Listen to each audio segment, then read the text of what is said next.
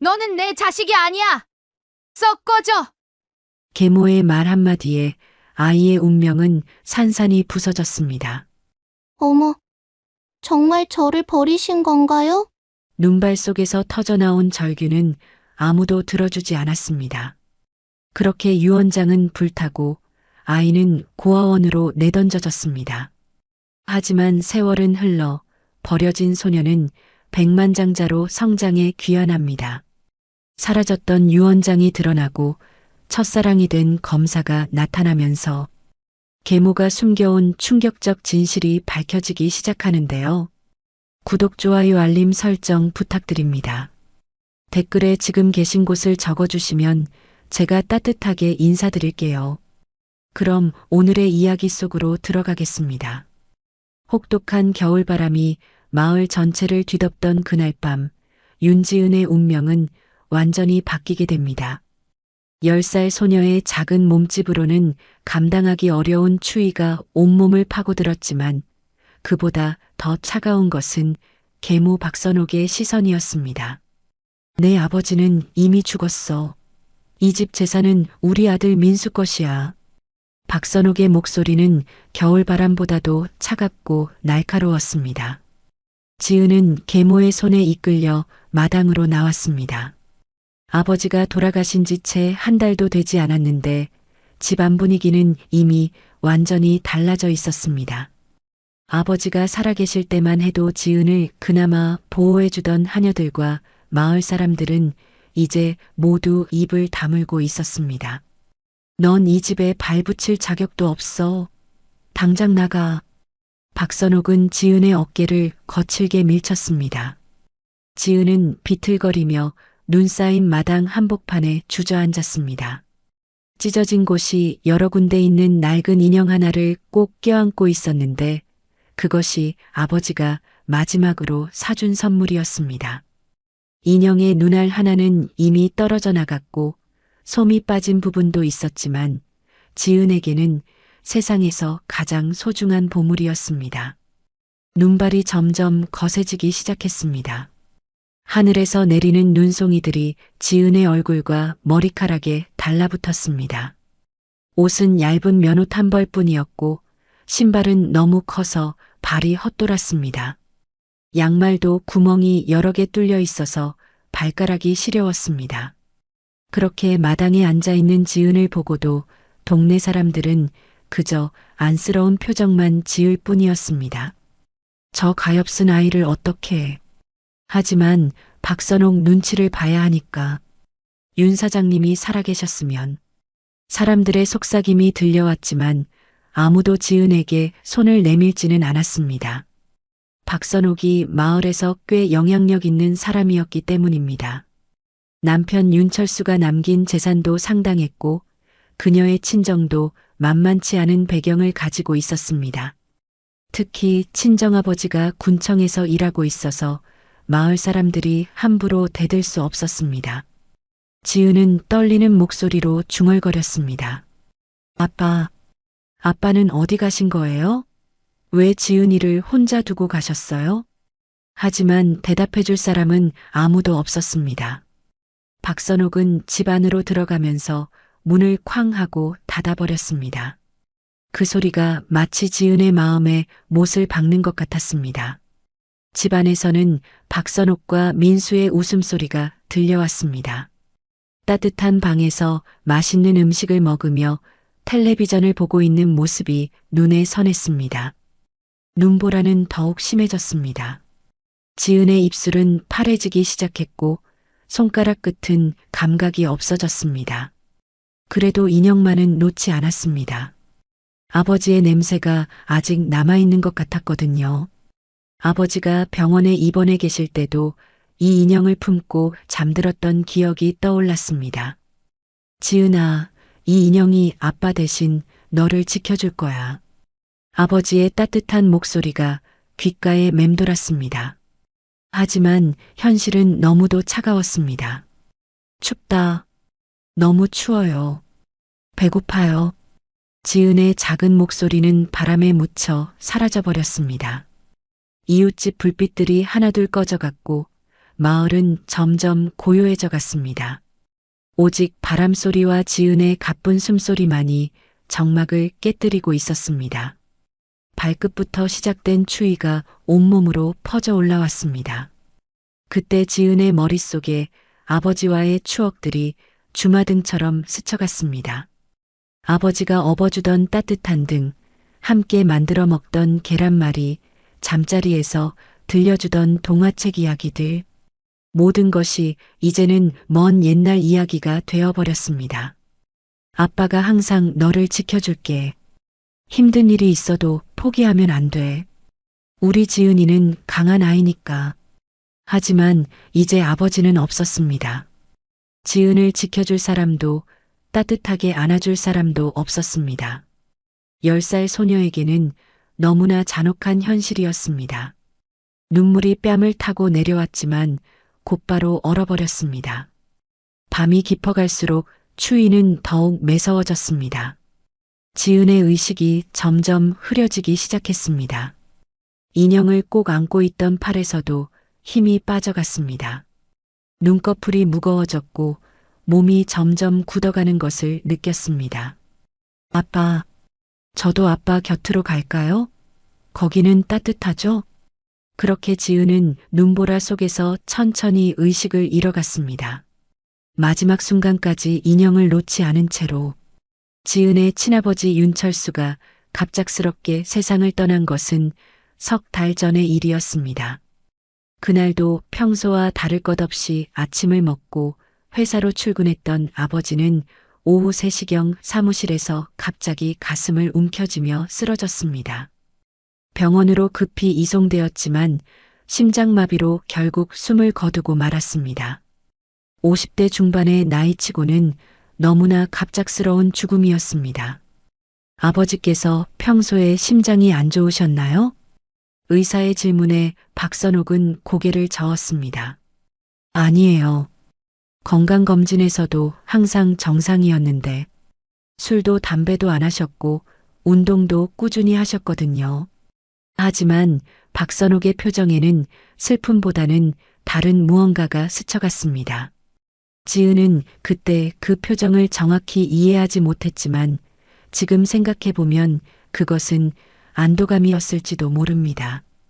마치 오랫동안 기다려왔던 일이 마침내 일어났다는 듯한 표정이었습니다.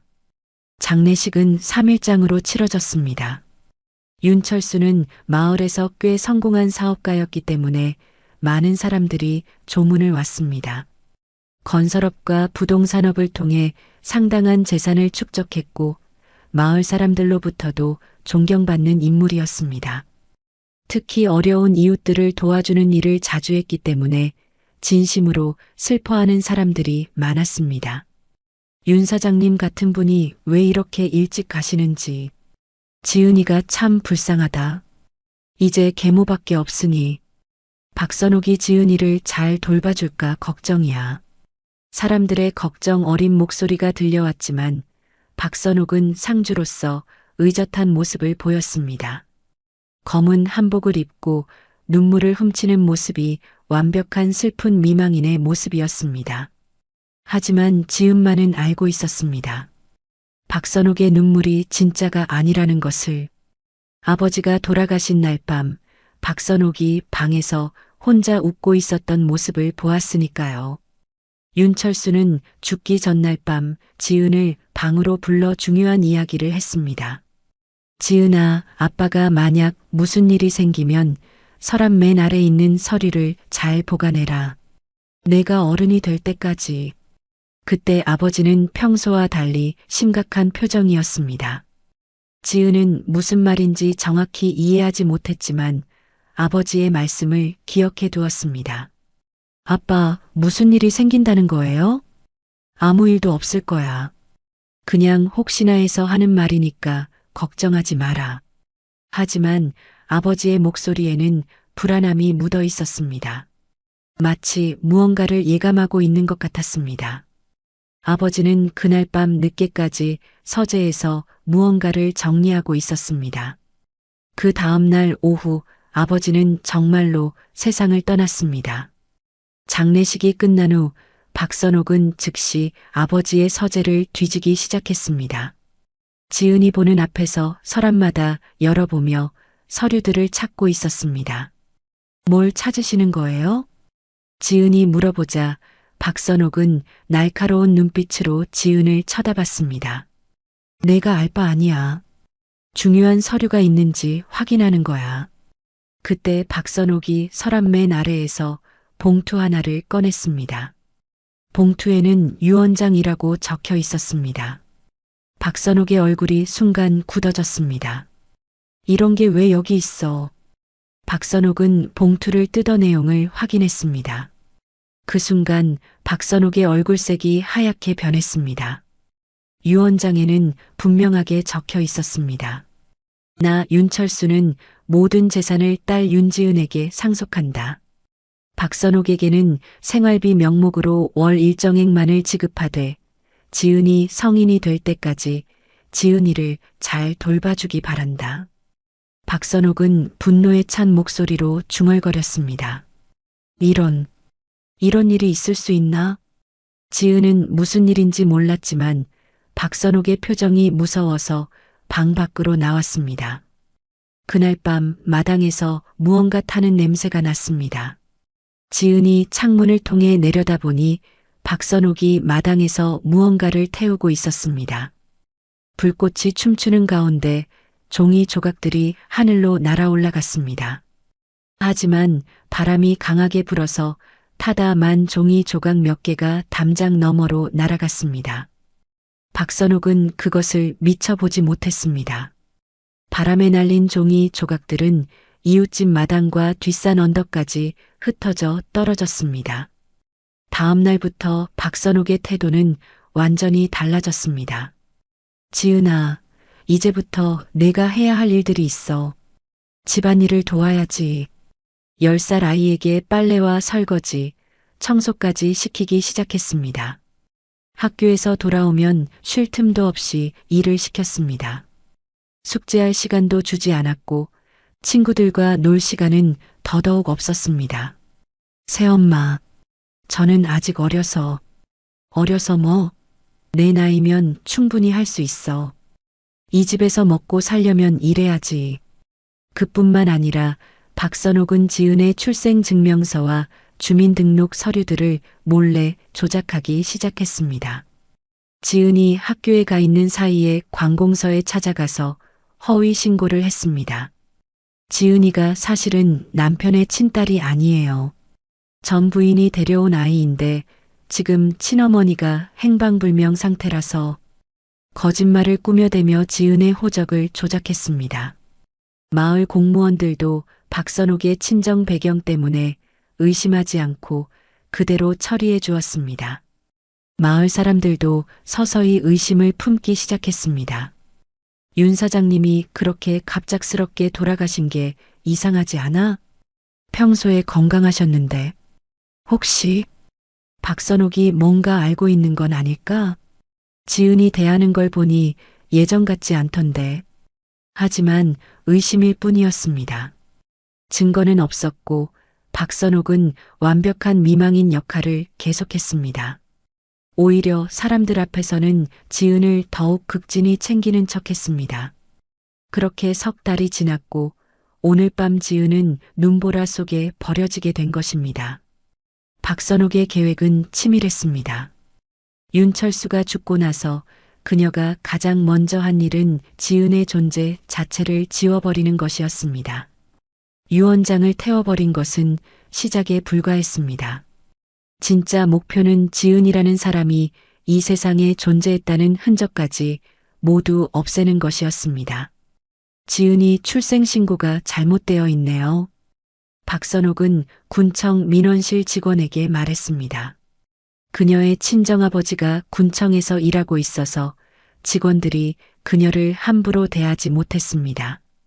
민원실 과장도 박선옥을 보면 항상 예의를 갖춰 대했습니다. 어떻게 잘못되었다는 말씀이신가요?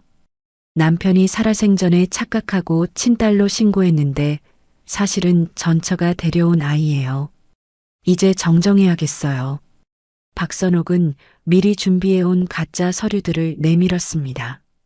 지은의 친어머니가 다른 사람이라는 허위 서류, 그리고 친어머니가 행방불명 상태라는 거짓 증명서까지 완벽하게 조작되어 있었습니다.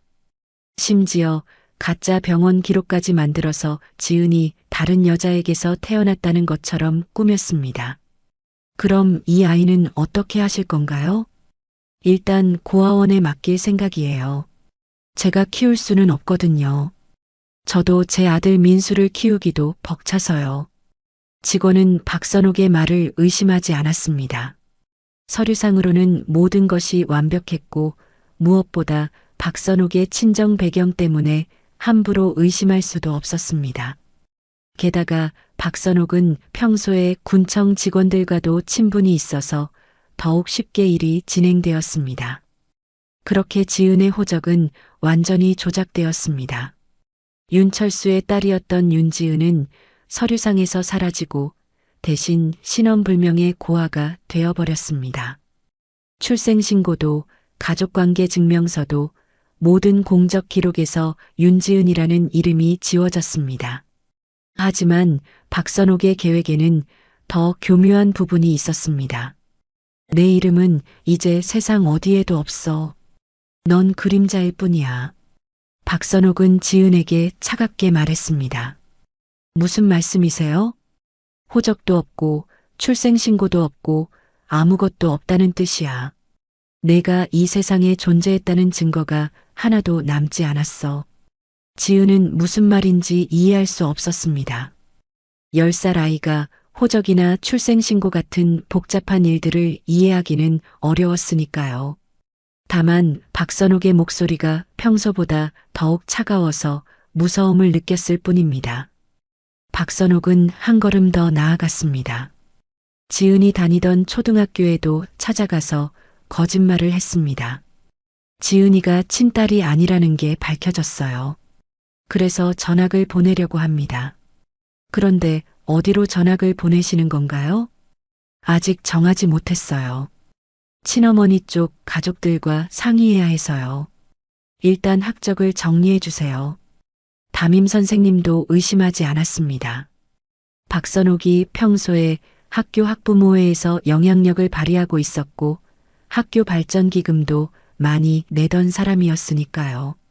또한 윤철수가 돌아가신 후 가정 상황이 복잡해졌다는 것도 선생님들이 알고 있던 사실이었습니다. 그렇게 지은의 학적마저 사라져버렸습니다. 이제 지은은 정말로 이 세상에 존재하지 않는 아이가 되어버린 것입니다. 박선옥은 마을 사람들에게도 미리 거짓말을 퍼뜨렸습니다.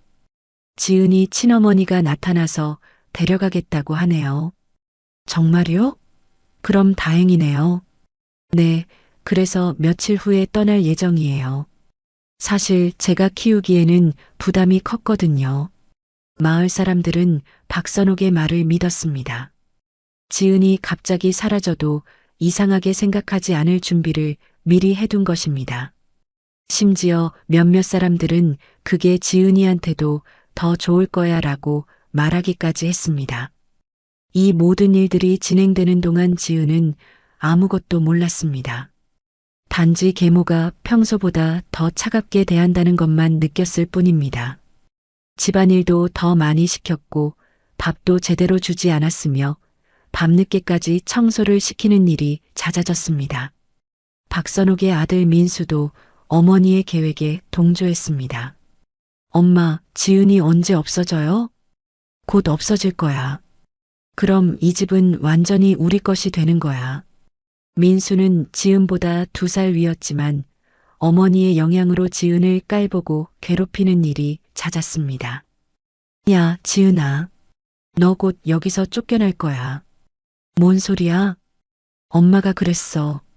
너 같은 거지는 이 집에 있을 자격이 없대. 지은은 민수의 말을 이해할 수 없었습니다. 아버지가 돌아가신 후로 집안 분위기가 이상해지긴 했지만 설마 자신이 쫓겨날 줄은 상상도 못했으니까요. 그런데 박선옥의 계획에는 한 가지 예상치 못한 변수가 있었습니다. 그날 밤 유언장을 태울 때 바람에 날아간 종이 조각들 말입니다. 이웃집에 사는 할머니 한 분이 아침에 빨래를 널러 나왔다가 마당 한 구석에 떨어진 종이 조각을 발견했습니다. 이게 뭐지? 종이 조각에는 모든 재산을 딸 윤지은에게 라는 글자가 희미하게 남아 있었습니다. 할머니는 이상하게 생각했지만 일단 그 종이 조각을 서랍에 넣어두었습니다. 또 다른 종이 조각은 뒷산 언덕에서 나무를 하던 할아버지가 주었습니다. 그 조각에는 박선옥은 지은이를 잘 돌봐주기 바란다. 는 글자가 적혀 있었습니다. 할아버지도 의아해하며 그 종이를 집에 가져왔습니다. 세 번째 조각은 마을 입구 개울가에서 빨래하던 아주머니가 발견했습니다. 물에 젖어서 글씨가 번졌지만 윤철수 라는 이름과 유원장 이라는 단어가 겨우 보였습니다. 하지만 이 모든 것들은 아직 퍼즐 조각일 뿐이었습니다. 아무도 그것들을 연결해서 생각하지 못했습니다. 박선옥은 자신의 계획이 완벽했다고 생각했습니다. 유원장은 완전히 태워졌다고 믿었고 지은의 신분도 완전히 지워졌다고 확신했습니다.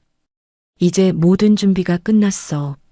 박선옥은 혼자 중얼거렸습니다. 지은이만 없애면 모든 게 끝나는 거야. 그리고 바로 그날 밤, 눈보라가 치던 밤에 박선옥은 지은을 집에서 내쫓았던 것입니다. 넌 이제 이 세상에 존재하지 않는 아이야. 아무도 널 찾지 않을 거고 아무도 널 기억하지 않을 거야. 박선옥의 마지막 말이 눈보라 속에서 메아리 쳤습니다. 새벽녘 눈보라가 잦아들기 시작할 무렵 기적이 일어났습니다. 마을 근처 성당에서 새벽 기도를 마치고 돌아가던 수녀 마리아가 마당 한 구석에 쓰러져 있는 작은 몸뚱이를 발견한 것입니다. 하느님, 이게 무슨 일이에요? 수녀 마리아는 급히 지은에게 다가갔습니다. 아이의 입술은 파랗게 얼어 있었고 손가락은 거의 감각이 없는 상태였습니다. 하지만 다행히 아직 숨은 쉬고 있었습니다. 맥박도 약하지만 뛰고 있었고 체온도 완전히 떨어지지는 않은 상태였습니다. 아이야, 괜찮니? 눈을 떠봐. 수녀는 자신의 외투를 벗어 지은을 감싸 안았습니다. 그때 지은이 꼭 쥐고 있던 낡은 인형을 보았습니다. 찢어진 인형이지만 아이가 마지막까지 놓지 않았다는 것이 수녀의 마음을 아프게 했습니다. 인형의 솜이 빠져 있고 얼굴도 더러워져 있었지만 아이에게는 분명 소중한 것이었을 거라는 생각이 들었습니다.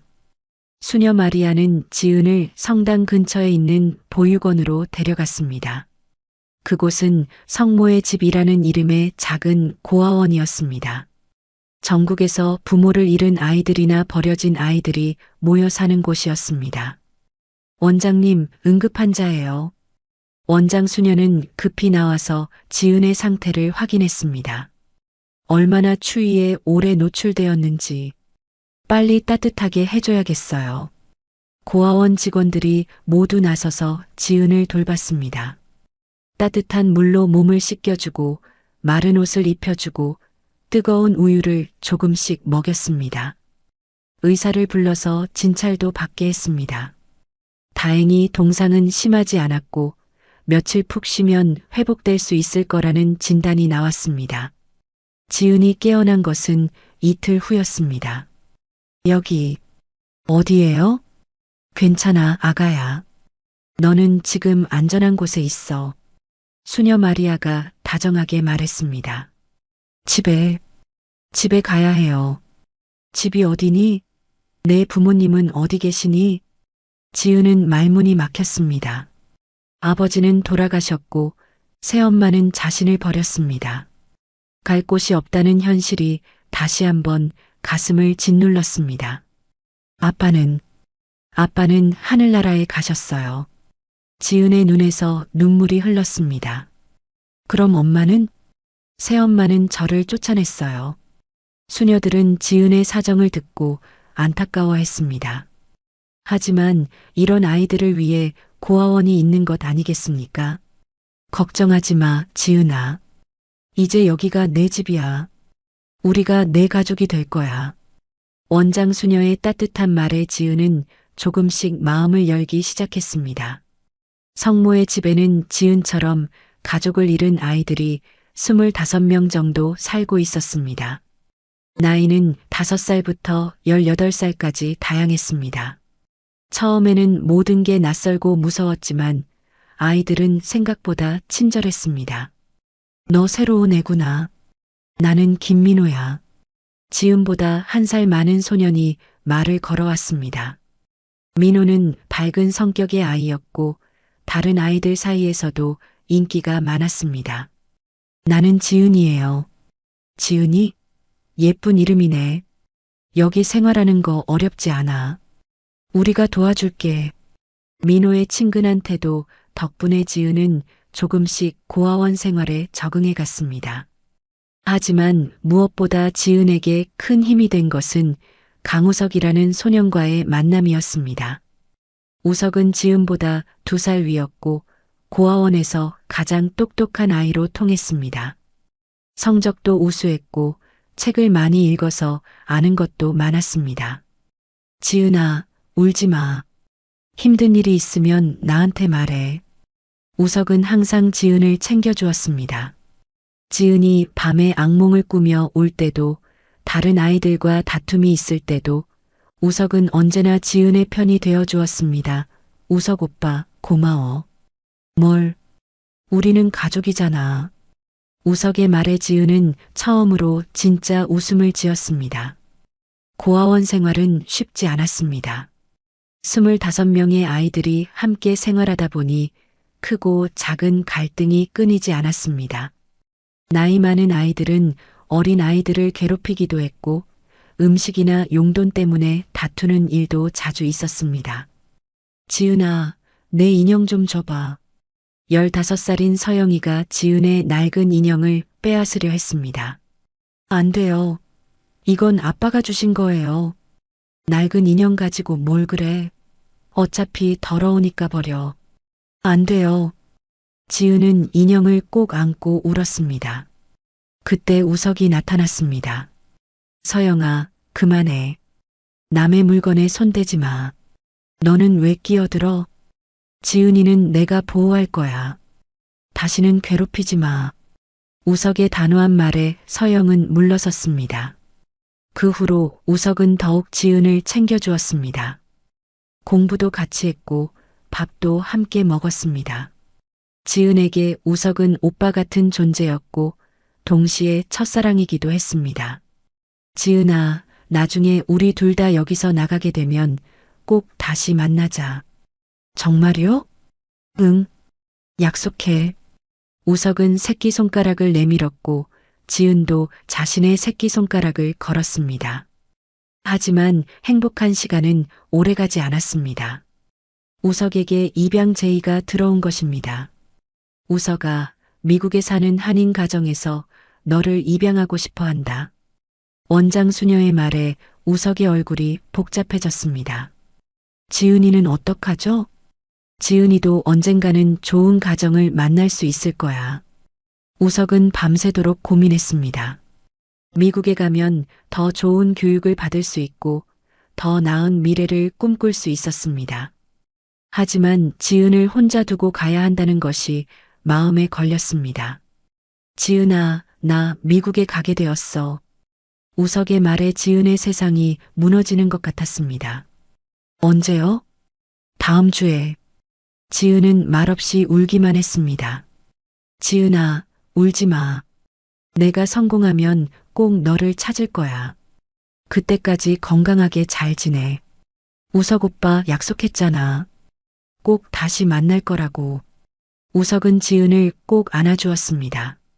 일주일 후 우석은 정말로 미국으로 떠났습니다. 공항에서 마지막 인사를 나누며 두 사람 모두 울었습니다. 지은아, 언젠가 꼭 해낼 거야. 내가 내 편이 될게 우석 오빠.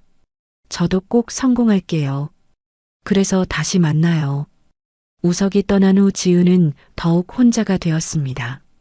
하지만 포기하지 않았습니다. 우석 오빠와의 약속을 지키기 위해서라도 살아야 했습니다. 매일 밤 인형을 안고 우석 오빠를 그리워했지만 동시에 더 강해져야겠다고 다짐했습니다. 우석이 떠난 후 지은의 삶은 완전히 달라졌습니다. 더 이상 자신을 보호해줄 사람도 함께 공부할 친구도 없었습니다. 하지만 지은은 포기하지 않았습니다. 오히려 더욱 독하게 살아가기로 결심했습니다. 지은아, 너도 이제 중학교에 올라가야지. 원장 수녀가 말했습니다. 하지만 고아원의 재정 상황은 좋지 않았습니다. 모든 아이들을 다 중학교에 보낼 여유가 없었습니다. 원장님, 저는 공부를 계속하고 싶어요. 그럼 장학금을 받아야 해. 성적이 좋아야 가능하거든. 지은은 밤낮 없이 공부했습니다. 다른 아이들이 놀 때도 잠들 때도 지은만은 책상에 앉아 있었습니다.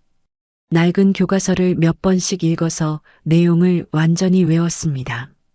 연필이 다 닳을 때까지 문제집을 풀고 또 풀었습니다. 결국 지은은 장학금을 받아 중학교에 진학할 수 있었습니다. 하지만 학교 생활은 쉽지 않았습니다. 야, 너 고아원에서 온 애지? 반 아이들이 수군거렸습니다. 옷도 낡고 신발도 해져서 불쌍하긴 하지만 같이 놀기는 싫어. 지은은 외로웠지만 굴복하지 않았습니다. 공부로 인정받겠다고 다짐했습니다. 중학교 3년 동안 지은은 항상 전교 1등을 했습니다. 선생님들도 지은의 실력을 인정했고 고등학교 진학도 특기자 전형으로 명문고에 갈 수 있었습니다. 하지만 고등학교에서도 현실의 벽은 높았습니다. 지은아, 대학 진학 준비는 어떻게 할 거니? 담임 선생님이 물었습니다. 장학금으로 대학에 가고 싶어요. 그럼 더 열심히 해야지. 요즘은 경쟁이 치열해서. 지은은 새벽 5시에 일어나 밤 12시까지 공부했습니다. 고아원에서는 다른 아이들이 시끄럽게 떠들어서 집중하기 어려웠지만 그럴 때마다 도서관이나 학교 빈 교실에서 공부했습니다. 지은아, 너 요즘 너무 무리하는 것 같아. 같은 반 친구 수진이가 걱정했습니다. 수진은 몇 안 되는 지은의 친구 중 하나였습니다. 괜찮아. 나는 해야 할 일이 있어. 무슨 일? 꼭 성공해서 꼭 다시 만나야 할 사람이 있어. 지은은 항상 우석을 생각했습니다. 우석이 미국에서 잘 지내고 있을까? 자신을 기억하고 있을까? 언젠가 정말 다시 만날 수 있을까? 그런 생각들이 지은에게 힘을 주었습니다. 고등학교 3학년이 되자 본격적인 대학 입시 준비가 시작되었습니다. 지은아, 너는 경영학과를 지원한다고 했지? 네. 사업을 하고 싶어서요. 사업? 왜? 지은은 대답하지 않았습니다. 계모 박선옥에게 당했던 일들, 자신을 무시했던 사람들에게 복수하고 싶다는 마음을 말할 수는 없었으니까요. 마침내 수능날이 왔습니다. 지은은 모든 문제를 완벽하게 풀었습니다. 그동안의 노력이 헛되지 않았습니다. 결과는 전국 상위 1%였습니다. 명문대학교 경영학과에 장학금을 받고 입학할 수 있게 되었습니다. 지은아, 정말 축하해. 원장 수녀를 비롯해 고아원 식구들이 모두 기뻐했습니다. 고생 많았어, 지은아. 수녀 마리아가 지은을 끌어안았습니다. 수녀님, 저를 살려주셔서 감사해요. 내가 잘해서야. 이제 대학 가서도 열심히 해라. 대학 생활도 쉽지 않았습니다. 다른 학생들은 부모님의 지원을 받으며 여유로운 대학 생활을 즐겼지만 지은은 생활비를 벌기 위해 아르바이트를 해야 했습니다. 낮에는 수업을 듣고 저녁에는 편의점에서 일했습니다. 밤늦게 고아원으로 돌아와서는 과제와 시험 공부를 했습니다. 커피를 마시며 밤을 새우는 일이 다반사였습니다. 지은아, 너 너무 힘들어 보인다. 같은과 친구들이 걱정했지만 지은은 웃으며 대답했습니다. 괜찮아요. 이 정도는 아무것도 아니에요. 실제로 지은에게는 정말 아무것도 아니었습니다. 눈보라 속에 버려졌던 그날 밤 고아원에서의 외로운 시간들에 비하면 말입니다. 대학교 2학년 때 지은은 중요한 결정을 내렸습니다. 교수님, 저는 해외 유학을 가고 싶어요. 유학? 경비는 어떻게 할 거니? 장학금을 받겠어요. 그리고 현지에서 일하면서 공부하겠습니다. 지도교수는 걱정스러운 표정을 지었습니다. 지은아, 해외 유학은 생각보다 힘들어. 특히 혼자서 하기에는. 교수님, 저는 할 수 있어요. 지금까지 혼자서 살아왔잖아요. 지은의 눈빛이 강렬했습니다. 교수는 그 눈빛에서 범상치 않은 의지를 읽을 수 있었습니다. 결국 지은은 미국의 한 대학교에서 장학금을 받아 유학을 가게 되었습니다.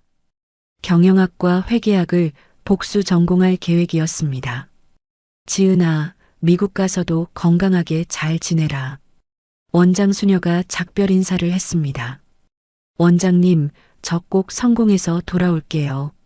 그때는 고아원에도 많이 도와드릴게요. 고마워, 지은아. 내가 우리 자랑이야. 지은은 낡은 인형 하나만을 들고 비행기에 올랐습니다. 그 인형이 자신의 유일한 동반자였습니다. 창밖으로 보이는 구름을 바라보며 지은은 다짐했습니다. 우석 오빠, 나도 이제 미국에 왔어. 어디 있는지 모르지만 언젠가 꼭 만날 거야. 미국에서의 생활은 상상했던 것보다 훨씬 어려웠습니다. 언어의 장벽도 있었고 문화의 차이도 컸습니다. 하지만 지은은 포기하지 않았습니다. 낮에는 대학에서 공부하고 밤에는 한국 식당에서 설거지를 했습니다. 주말에는 청소 일을 하거나 베이비시터를 했습니다. 지은, 너 정말 대단해. 어떻게 그렇게 열심히 살 수 있어? 룸메이트인 미국 학생 제니퍼가 감탄했습니다. 나에게는 해야 할 일이 있어요. 무슨 일? 복수요. 지은의 눈빛이 차갑게 변했습니다. 제니퍼는 더 이상 묻지 않았습니다. 대학원까지 마친 지은은 현지 회계법인에 취직했습니다. 그곳에서 경험을 쌓으며 사업에 대한 감각을 키웠습니다. 몇 년 후 지은은 자신만의 사업을 시작했습니다. 작은 부동산 투자부터 시작해서 점점 규모를 키워나갔습니다. 실패도 많았고 어려움도 컸지만 지은은 굴복하지 않았습니다. 밤새 영어와 회계, 경영을 공부하며 지은은 사업가의 꿈을 키워갔습니다. 세상은 차갑고 잔인했지만 그녀의 눈빛은 서서히 강철처럼 변해갔습니다. 매일 밤 아버지의 인형을 바라보며 복수를 다짐했습니다. 박선옥, 기다려. 내가 반드시 돌아갈 거야. 지은의 마음속에는 복수의 불꽃이 타오르고 있었습니다.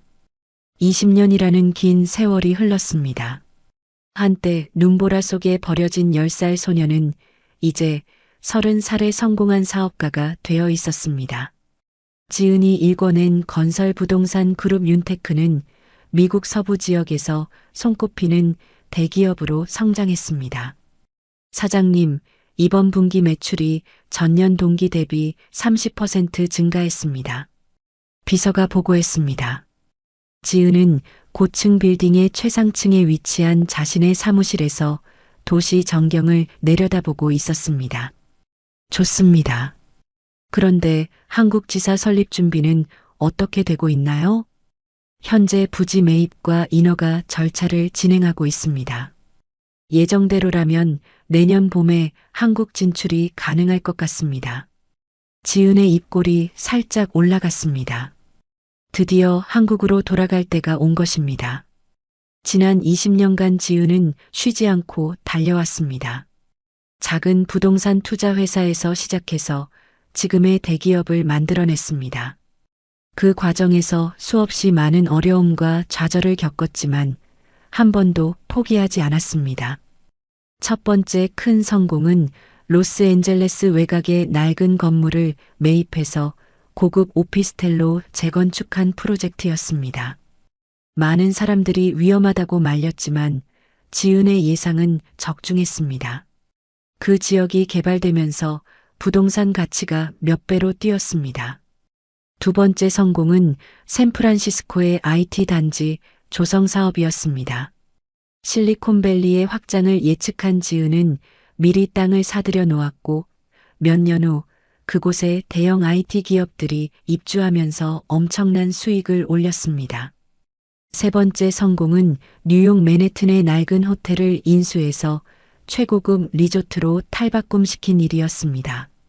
전문가들은 실패할 것이라고 예측했지만 지은의 안목은 또다시 정확했습니다.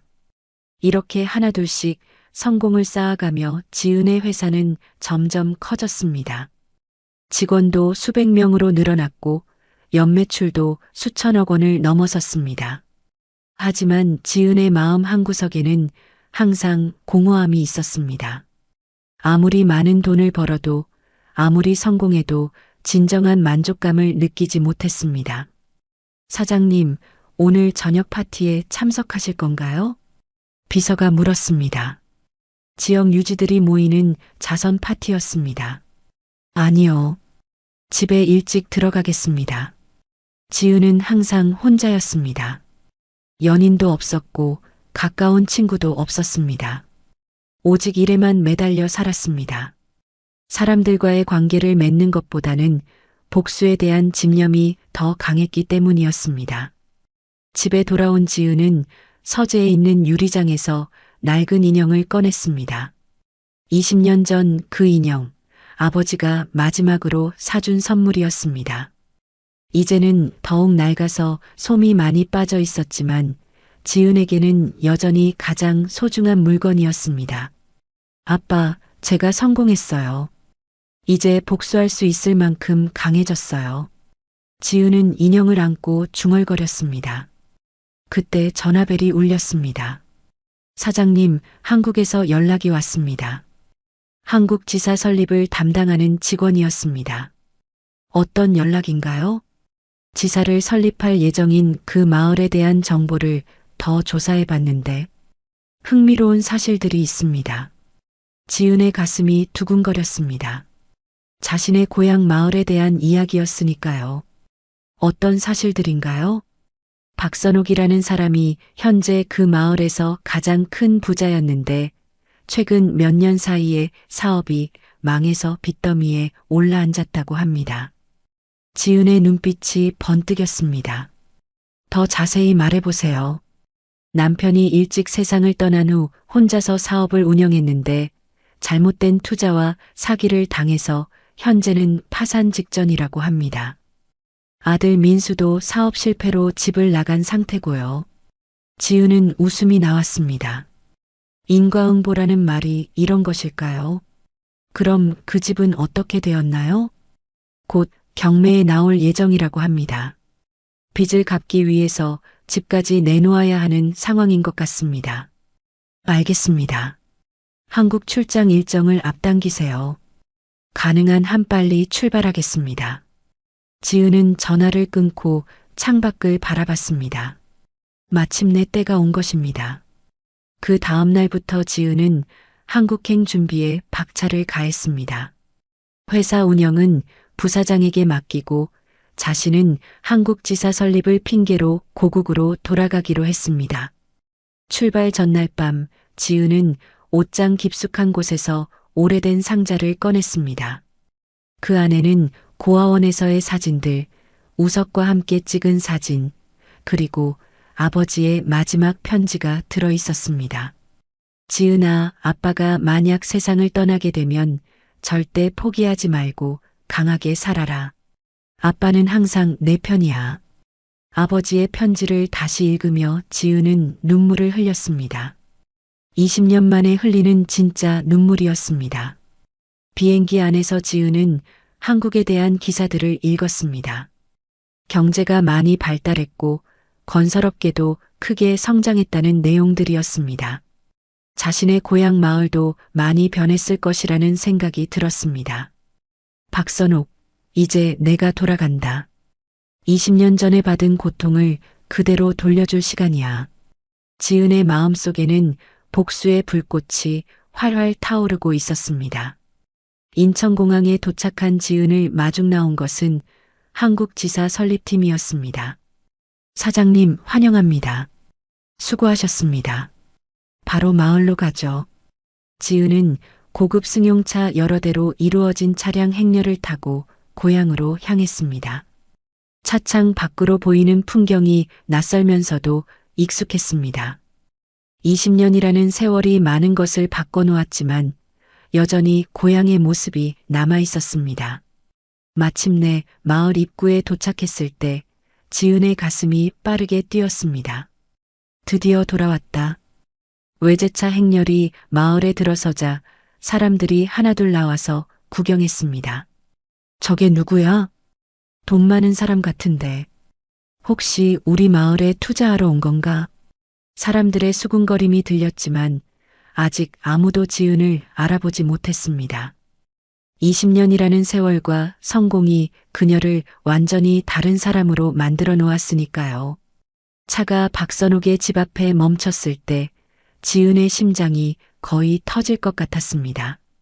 집은 예전보다 훨씬 초라해져 있었습니다. 페인트는 벗겨져 있었고 마당에는 잡초가 무성했습니다. 한때 마을에서 가장 큰 집이었던 이곳이 이제는 을씨년스러운 모습이었습니다.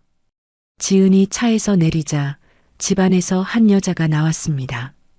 바로 박선옥이었습니다. 20년의 세월이 그녀를 완전히 늙게 만들어 놓았습니다. 박선옥은 20년의 세월에 많이 늙어 있었습니다. 한때 마을에서 가장 기세등등했던 여자는 이제 초라한 모습이었습니다. 머리는 반백이 되었고 얼굴에는 깊은 주름이 패여 있었습니다. 옷차림도 예전의 화려함은 온데간데 없이 남루한 상태였습니다. 누구세요? 박선옥이 조심스럽게 물었습니다. 고급 외제차들을 보니 범상치 않은 사람이라는 것을 직감했지만 누군지 알 수는 없었습니다. 지은은 천천히 박선옥에게 다가갔습니다. 20년을 기다려온 순간이었습니다. 가슴이 빠르게 뛰었지만 표정은 차분했습니다. 안녕하세요.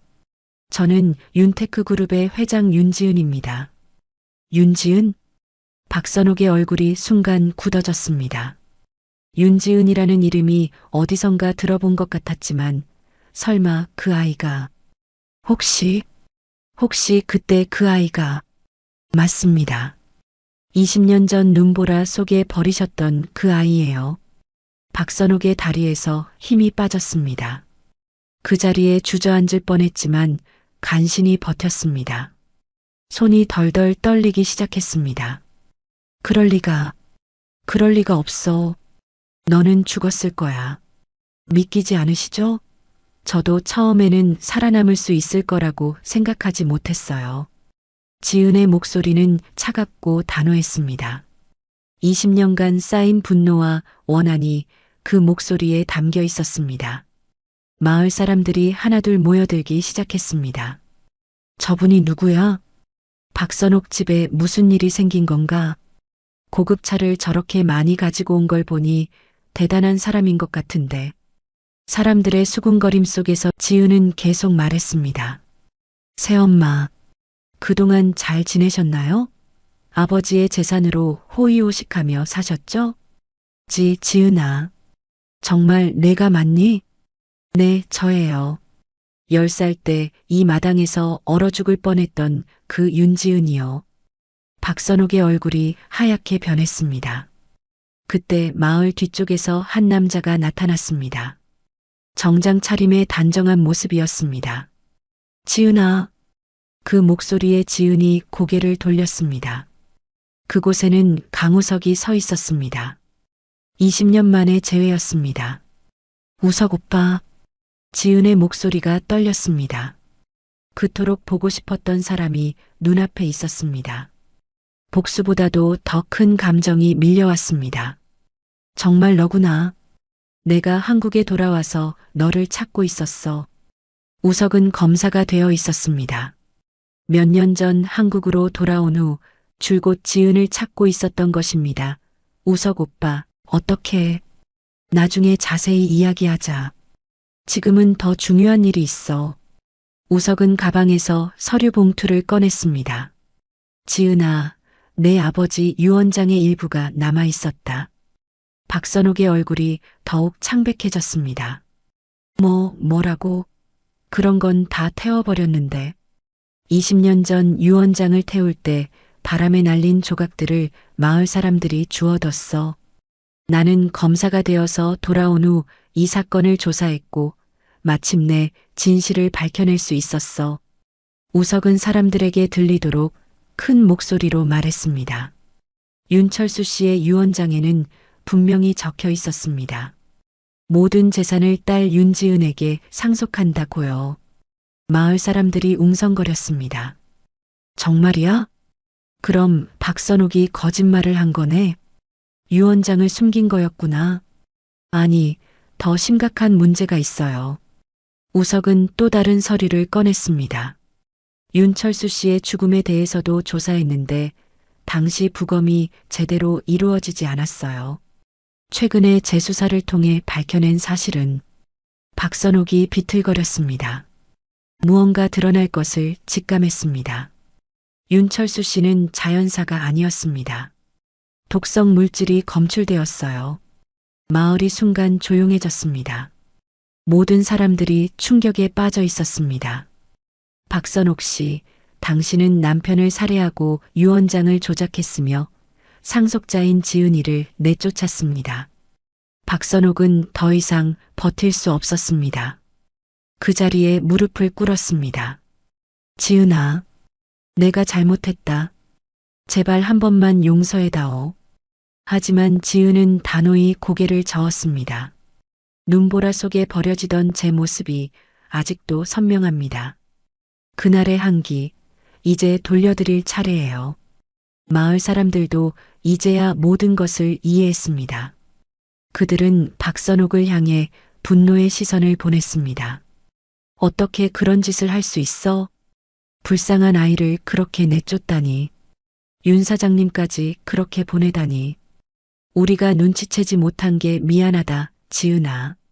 박선옥은 사람들의 비난 속에서 오열했습니다. 지은아, 정말 미안하다. 내가 미쳤던 거야. 돈 때문에, 욕심 때문에. 매일 밤 악몽을 꿨어. 이제 와서 후회해도 늦어요. 지은은 차갑게 말했습니다. 저는 20년간 이 순간을 위해 살아왔어요. 새엄마가 저에게 했던 일들을 잊지 않았거든요. 우석이 지은의 어깨에 손을 얹었습니다. 지은아, 복수는 여기까지 해. 법적으로는 이미 모든 게 정리됐어, 우석 오빠. 너는 이제 진짜 내 인생을 살아야 해. 과거에 매여 있으면 안 돼. 지은은 우석의 말에 마음이 흔들렸습니다. 그때 박선옥이 마지막으로 말했습니다. 지은아, 내 아버지가 정말 너를 사랑했다. 유언장에도 적혀 있었어. 지은이가 행복하게 살기를 바란다고. 지은의 눈에서 눈물이 흘렸습니다. 분노보다는 슬픔이 더 컸습니다. 아버지, 저 이제 다 잃었어요. 우석이 지은을 안아주었습니다. 이제 끝났어, 지은아. 내가 승리했어. 마을 사람들은 박선옥을 외면했습니다.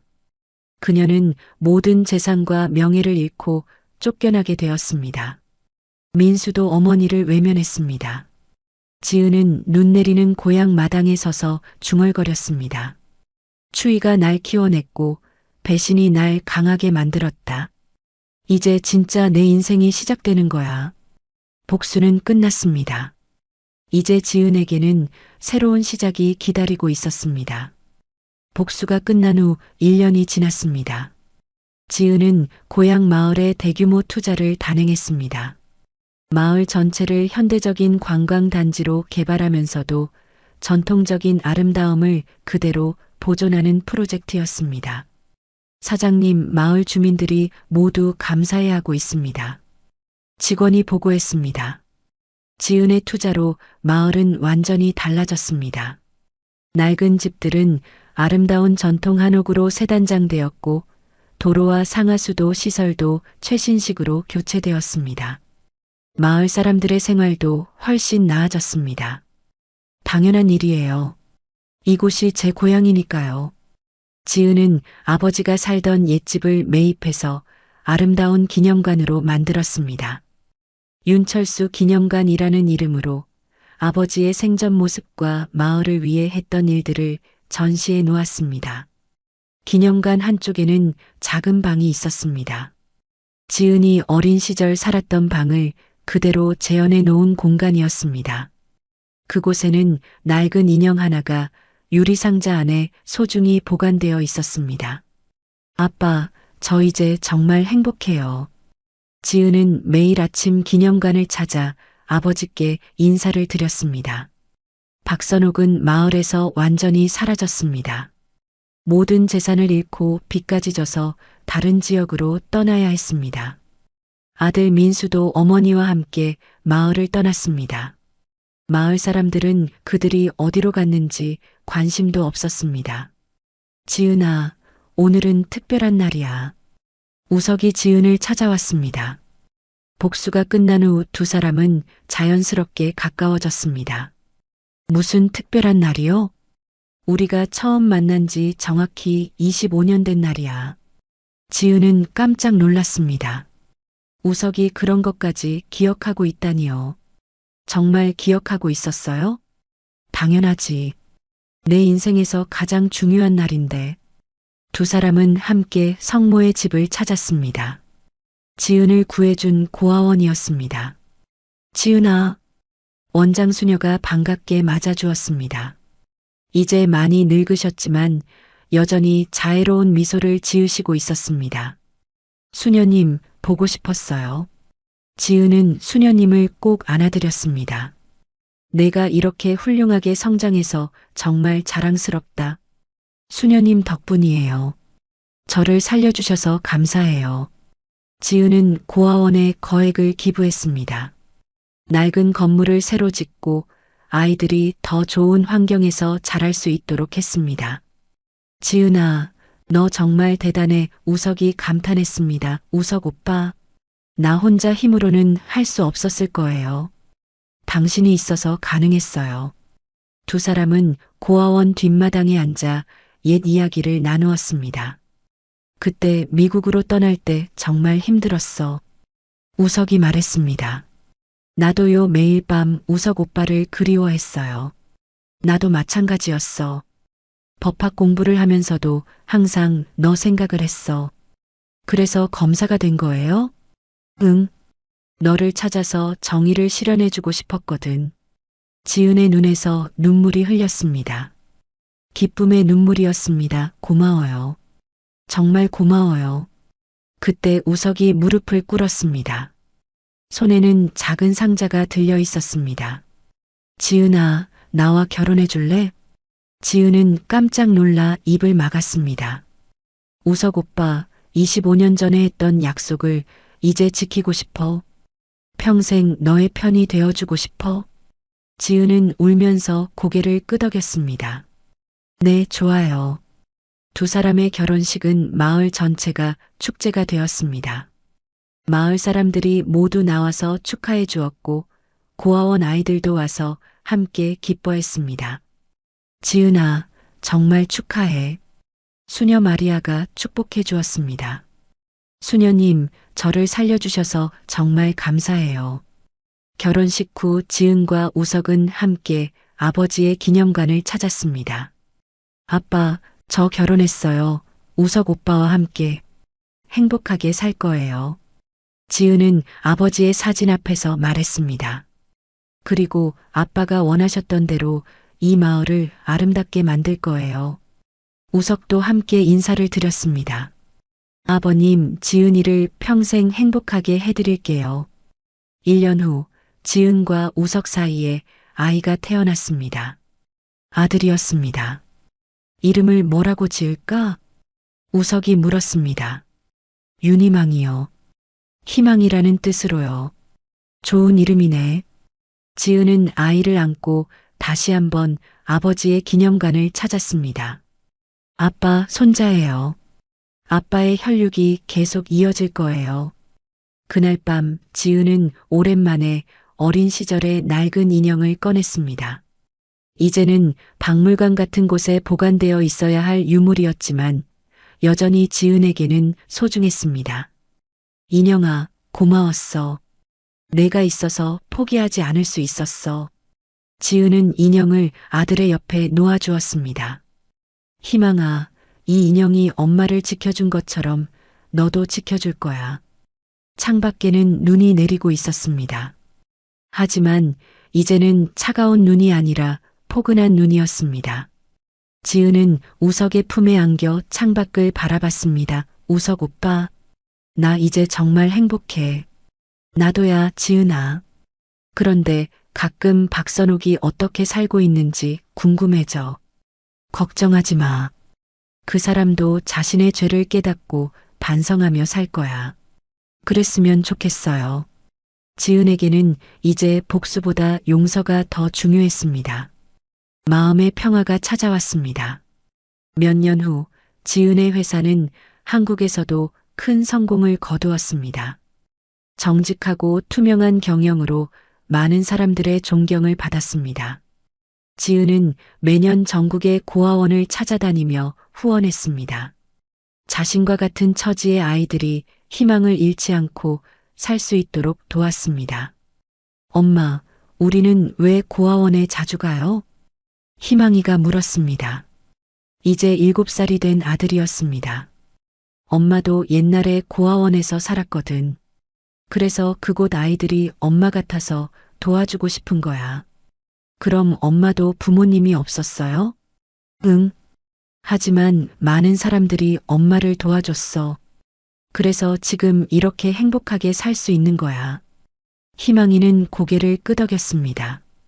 저도 나중에 엄마처럼 사람들을 도와줄래요. 지은은 아들을 꼭 안아주었습니다. 지금도 지은은 가끔 그 눈보라가 내리던 밤을 떠올립니다. 절망적이었던 그 순간이 오히려 자신을 강하게 만들어 주었다고 생각합니다.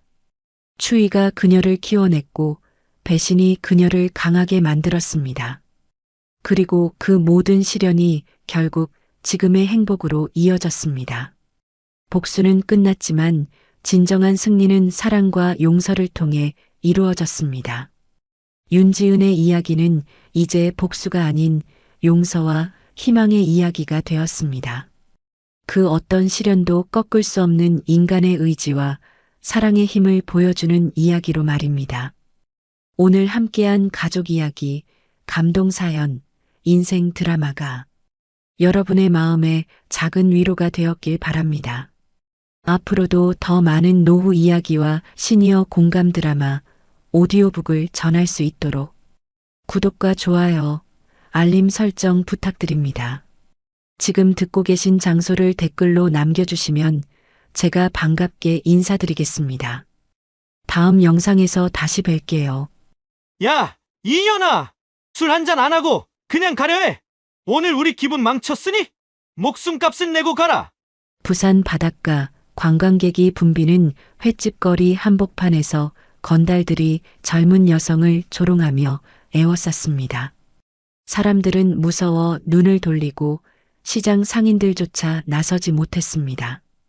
그때 생선 손질하던 한 여자가 칼을 내려놓고 천천히 일어섰습니다. 그 손 내려놓으시죠. 담담한 목소리였지만 그 안에는 거역할 수 없는 힘이 서려 있었습니다. 그녀가 움직인 건 단 10초.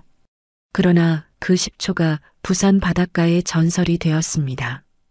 이야기 시작 전에 구독과 좋아요, 알림 설정 부탁드립니다. 감동과 반전 가득한 사연들을 누구보다 빠르게 만나실 수 있으며 지금 듣고 계신 장소를 댓글로 남겨주시면 제가 반갑게 인사드리겠습니다. 오늘의 이야기 속으로 함께 들어가 볼까요? 부산 자갈치 시장 근처의 작은 골목길, 아침 햇살이 비집고 들어오는 좁은 횟집 앞에서 박정숙은 오늘도 어김없이 생선을 손질하고 있습니다. 50대 후반의 나이가 무색하게 그녀의 손놀림은 빠르고 정확했죠. 칼날이 비늘을 벗겨내는 소리, 파도가 방파제에 부딪히는 소리, 그리고 갈매기들의 울음소리가 어우러져 부산의 아침을 알립니다. 정수가지매, 오늘 물 좋다매. 지나가던 옆 가게 아주머니가 반갑게 인사를 건넵니다. 박정숙은 환한 미소로 답했죠. 그럼요. 오늘 참돔이 기가 막히게 들어왔어라. 회 한 접시 하시겠어요? 나중에 들를게. 평범한 일상입니다. 15년 동안 이어온 누구도 의심하지 않는 횟집 아줌마의 하루죠. 하지만 박정숙의 눈빛 깊은 곳에는 뭔가 다른 것이 숨어 있었습니다. 생선을 자르는 칼질 하나하나에도 군인 특유의 정확함이 배어 있었고 손님을 맞이하는 자세에도 어딘가 모르게 기강이 서 있는 느낌이었죠. 시장 안쪽에서는 어묵 장사를 하는 이만수가 국자로 어묵탕을 저으며 하루를 시작합니다. 60대의 그는 언제나 과묵했고 필요한 말만 하는 사람으로 알려져 있었죠. 하지만 가끔씩 박정숙의 가게 쪽을 바라보는 그의 눈빛에는 묘한 존경심 같은 것이 어려 있었습니다. 아저씨, 어묵 하나요? 1,000원입니다. 짧은 대답.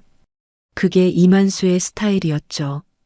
오전 10시쯤 시장은 본격적으로 활기를 띠기 시작합니다. 관광객들이 하나둘씩 모여들고 상인들의 호객 소리가 골목골목을 가득 채우죠.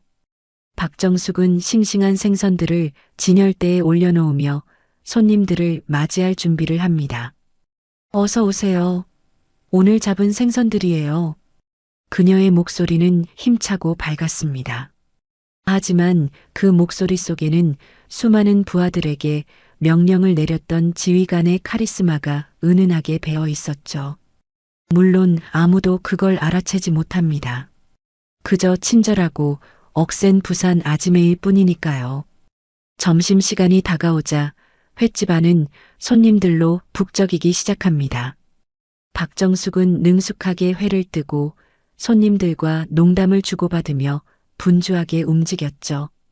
그녀의 이마에는 땀방울이 맺혀 있었지만 표정은 여전히 환했습니다. 아지매, 여기 소주 한 병 더요. 알았어라. 금방 가져다 드릴게요. 테이블 사이를 누비는 박정숙의 모습은 마치 작전을 수행하는 군인처럼 효율적이었습니다. 한치의 동선 낭비도 없이 정확하게 움직였죠. 하지만 손님들은 그저 일 잘하는 사장님이라고만 생각할 뿐입니다.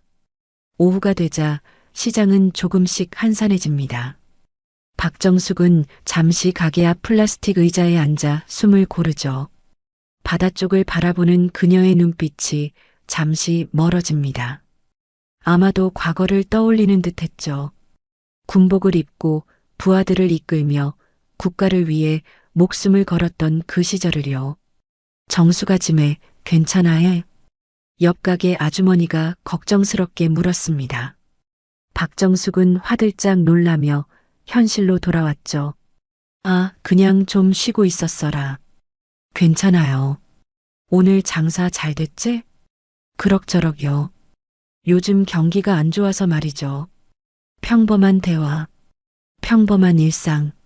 하지만 박정숙의 마음속 깊은 곳에는 여전히 군인의 피가 흐르고 있었습니다. 그 피는 결코 식지 않았죠. 다만 잠들어 있을 뿐이었습니다. 저녁 무렵 석양이 바다를 붉게 물들이기 시작합니다. 박정숙은 하루의 마무리 작업을 하며 내일을 준비하죠. 생선을 정리하고 칼을 닦고 가게를 청소합니다. 모든 것이 완벽하게 정돈되어야 했죠. 그게 그녀의 습관이었으니까요. 내일도 손님들 많이 오겠지. 혼잣말을 하며 박정숙은 미소 짓습니다. 평범한 횟집 아줌마. 15년 동안 지켜온 정체성이죠. 하지만 곧 이 평화로운 일상에 균열이 생기게 될 것입니다. 과거가 현재를 찾아올 것이고 잠들어 있던 군인의 본능이 깨어날 것입니다. 시장의 불빛들이 하나둘씩 꺼지기 시작합니다. 파도 소리만이 고요히 밤을 채우죠. 박정숙은 마지막으로 가게 문을 잠그고 집으로 향합니다. 내일도 똑같은 하루가 될 거라고 생각하면서요. 하지만 운명은 다른 계획을 가지고 있었습니다. 다음 날 저녁 시장에는 평소와 다른 긴장감이 감돌기 시작합니다. 해질 무렵이 되자 검은색 승합차 한 대가 시장 입구에 멈춰섰죠. 차에서 내린 것은 4명의 남자들이었습니다. 그들의 옷차림과 걸음걸이만 봐도 평범한 사람들이 아니라는 걸 알 수 있었죠. 형님, 여기가 그 시장입니까? 그래, 여기서 장사하는 년들한테 확실히 보여줘야 해. 선두에 선 남자는 강철호였습니다. 40대 중반의 그는 목에 용 문신을 새기고 눈빛은 험악하기 그지없었죠. 그의 뒤를 따르는 김두성과 오기현도 만만치 않은 포스를 풍겼습니다. 상인들은 그들을 보자마자 본능적으로 움츠러들었죠. 이미 몇 달 전부터 이 조폭 무리는 시장을 괴롭혀왔으니까요. 자릿세를 요구하고 술에 취해 행패를 부리고 여자 상인들을 희롱하기 일쑤였습니다. 박정숙은 가게 안에서 그들의 등장을 지켜봅니다. 그녀의 눈빛이 순간적으로 날카로워졌죠. 하지만 곧 평소의 표정으로 돌아와 손님들에게 회를 내어주는 일에 집중합니다. 아줌매, 저 사람들 또 왔네. 단골 손님이 불안한 목소리로 말했습니다. 박정숙은 조용히 고개를 끄덕였죠. 걱정 마세라. 괜찮을 겁니다. 하지만 상황은 괜찮지 않았습니다. 강철호 일당은 시장 안쪽으로 들어서며 노점상들의 물건을 발로 차고 진열대를 엎어버리기 시작했죠. 상인들은 항의도 못하고 그저 눈치만 볼 뿐이었습니다. 야, 이번 달 돈 안 냈지? 어디 도망갈 생각이야? 강철호가 한 상인의 멱살을 잡았습니다. 그 모습을 보던 젊은 엄마 최은주가 떨리는 목소리로 말했죠. 저희도 먹고 살기 힘들어서요. 조금만 기다려주시면. 뭐? 기다려달라고? 강철호가 비웃으며 최은주에게 다가갔습니다. 그녀는 겁에 질려 뒤로 물러났지만 강철호는 그녀의 팔을 거칠게 잡았죠. 이런 예쁜 게 장사는 무슨 장사를 해? 우리랑 놀면 되지. 놓아주세요. 제발요. 최은주의 비명이 시장 안에 울려 퍼졌습니다. 다른 상인들은 고개를 돌리며 못 본 척했죠. 두려움이 그들을 짓눌렀으니까요. 어쩔 수 없었습니다. 경찰을 불러봤자 소용없다는 걸 이미 경험으로 알고 있었으니까요. 그때였습니다. 박정숙이 천천히 가게 밖으로 걸어 나왔죠. 그녀의 손에는 생선을 손질하던 회칼이 들려 있었습니다. 하지만 그녀의 표정은 여전히 평온했죠. 손님, 여기서 장사하는 사람 괴롭히면 안 되는데. 박정숙의 목소리는 낮고 차분했습니다. 강철호가 그녀를 돌아보며 킥킥거렸죠. 뭐야, 이 아줌마는? 할 말 있으면 해봐. 그 아가씨 놓아주세라. 장사꾼들 괴롭히지 말고. 박정숙의 말투는 여전히 공손했지만 그녀의 눈빛은 달랐습니다. 마치 사냥감을 노리는 맹수처럼 날카롭고 차갑게 빛났죠. 강철호는 그 눈빛을 보는 순간 묘한 기시감을 느꼈습니다. 잠깐, 당신, 설마. 강철호가 박정숙을 자세히 들여다봤습니다. 15년이라는 세월이 흘렀지만 그는 그 눈빛을 잊을 수 없었죠. 바로 자신을 군 교도소에 보냈던 그 여자, 특전사 박정숙 대령의 눈빛이었습니다. 박정숙? 대령님? 강철호의 목소리가 떨렸습니다. 그는 과거 군 복무 시절 상관을 폭행한 죄로 박정숙에게 체포되어 군 교도소에 끌려갔던 적이 있었죠. 그 굴욕과 분노를 평생 잊지 못했습니다. 박정숙은 입술을 굳게 다물었습니다. 그녀도 강철호를 기억했죠. 문제아 병사였던 그를 직접 체포했던 기억이 선명했습니다. 강철호, 내가 여기서 이러고 있었구나. 그래, 맞아.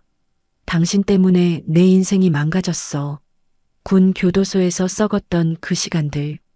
강철호의 목소리가 점점 커졌습니다.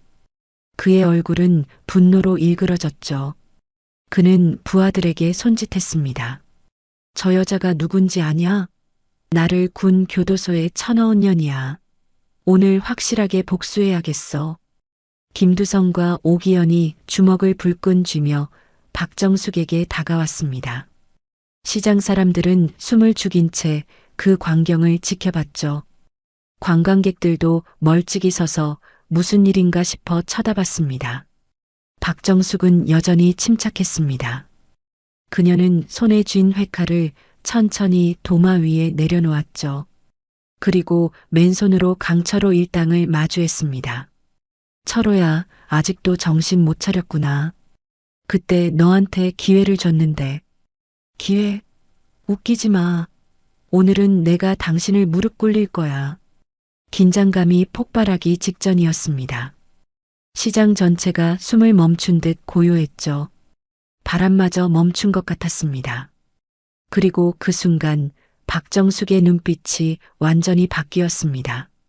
15년 동안 숨겨왔던 군인의 본능이 깨어나기 시작한 거죠. 폭풍 전야의 고요함. 곧 무언가 엄청난 일이 벌어질 것 같은 예감이 시장 전체를 감쌌습니다. 강철호가 먼저 움직였습니다. 그는 부하들에게 눈짓을 하며 박정숙을 포위하라는 신호를 보냈죠. 김두성이 왼쪽에서 오기현이 오른쪽에서 다가왔습니다. 삼각 포위 형태였죠. 그들은 이런 식으로 수많은 사람들을 제압해왔으니까요. 형님, 저희가 먼저 할까요? 김두성이 물었습니다. 강철호는 고개를 끄덕이며 비웃었죠. 그래, 여자 하나쯤이야. 옛날엔 군인이었을지 몰라도 지금은 그냥 늙은 아줌마잖아. 하지만 박정숙은 미동도 하지 않았습니다. 그녀는 조용히 숨을 고르며 상황을 파악했죠.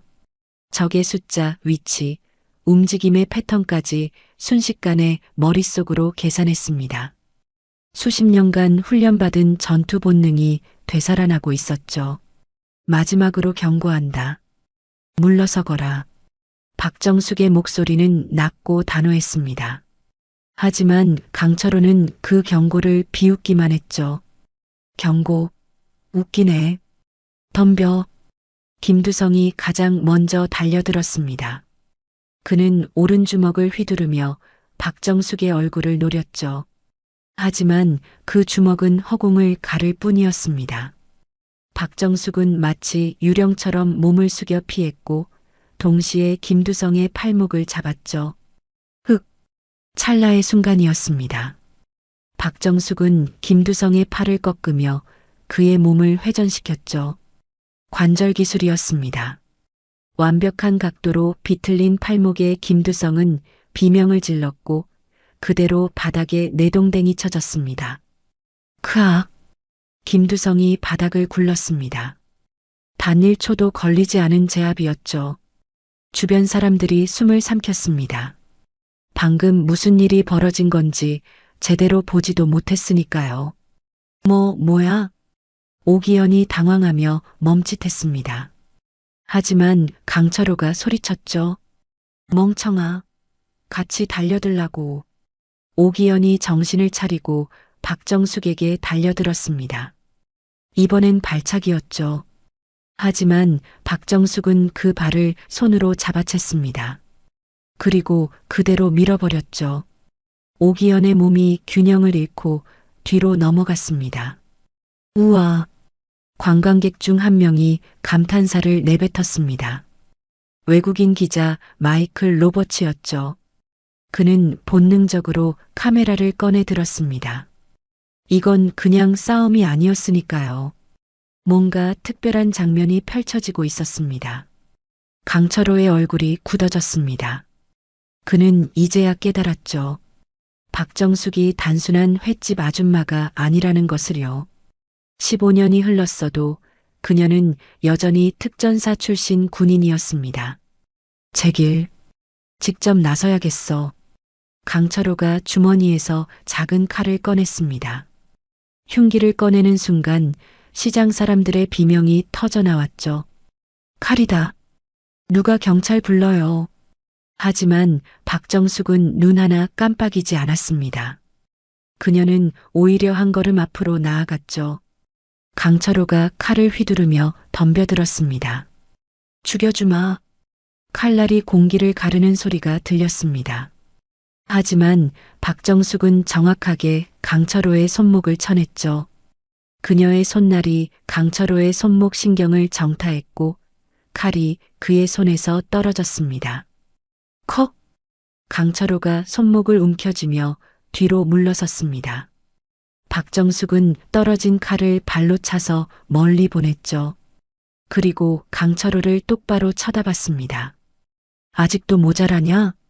그 순간 바닥에서 일어난 김두성이 뒤에서 박정숙을 덮쳤습니다. 비겁한 기습이었죠.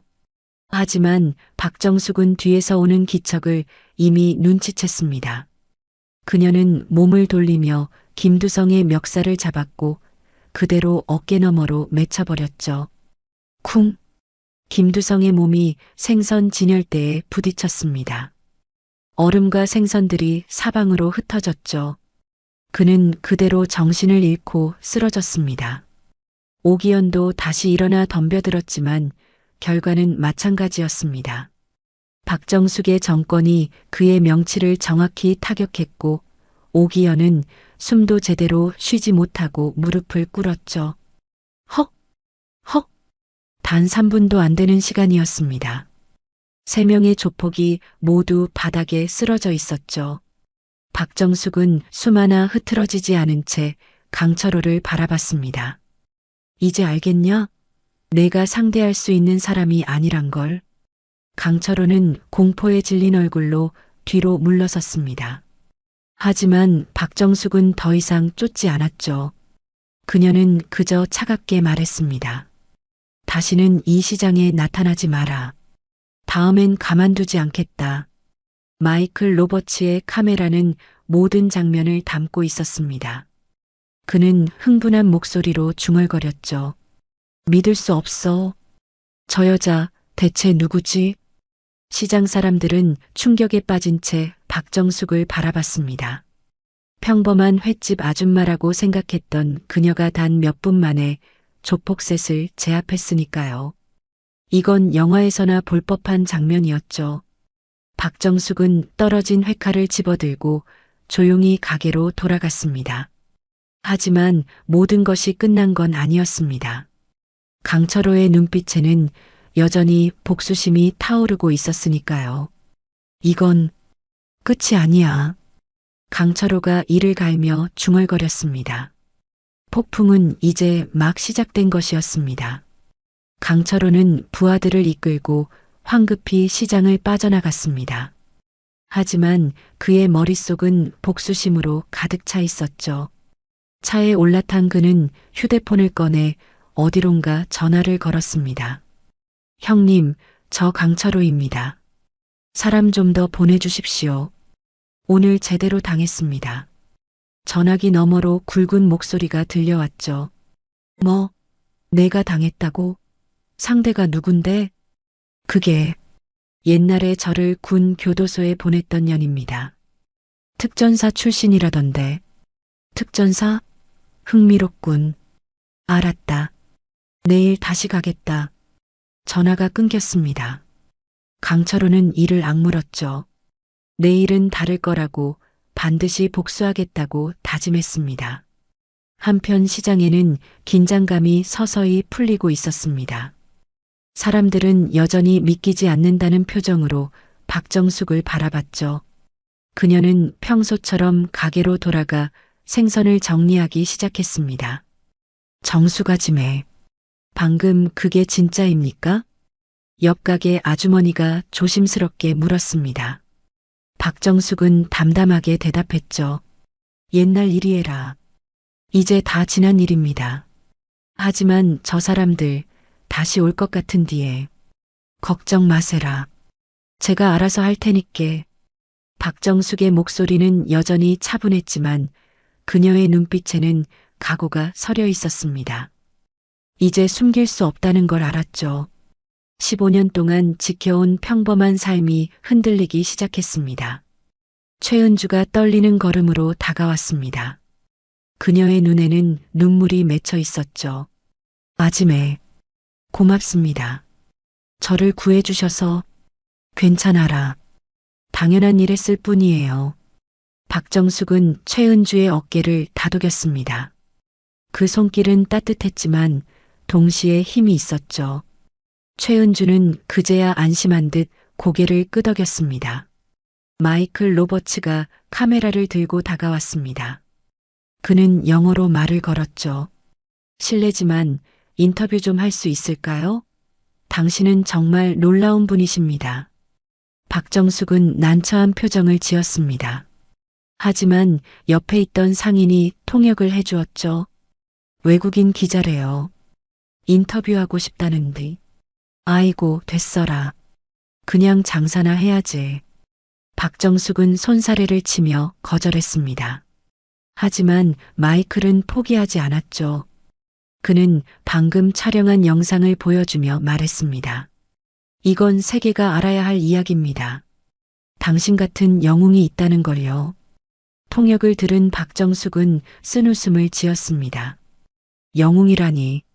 그녀는 그저 과거를 잊고 싶었을 뿐인데 이제 모든 게 수면 위로 떠오르고 있었죠. 그때 어묵 장사를 하던 이만수가 천천히 다가왔습니다. 그는 박정숙을 똑바로 바라보며 말했죠. 소장님.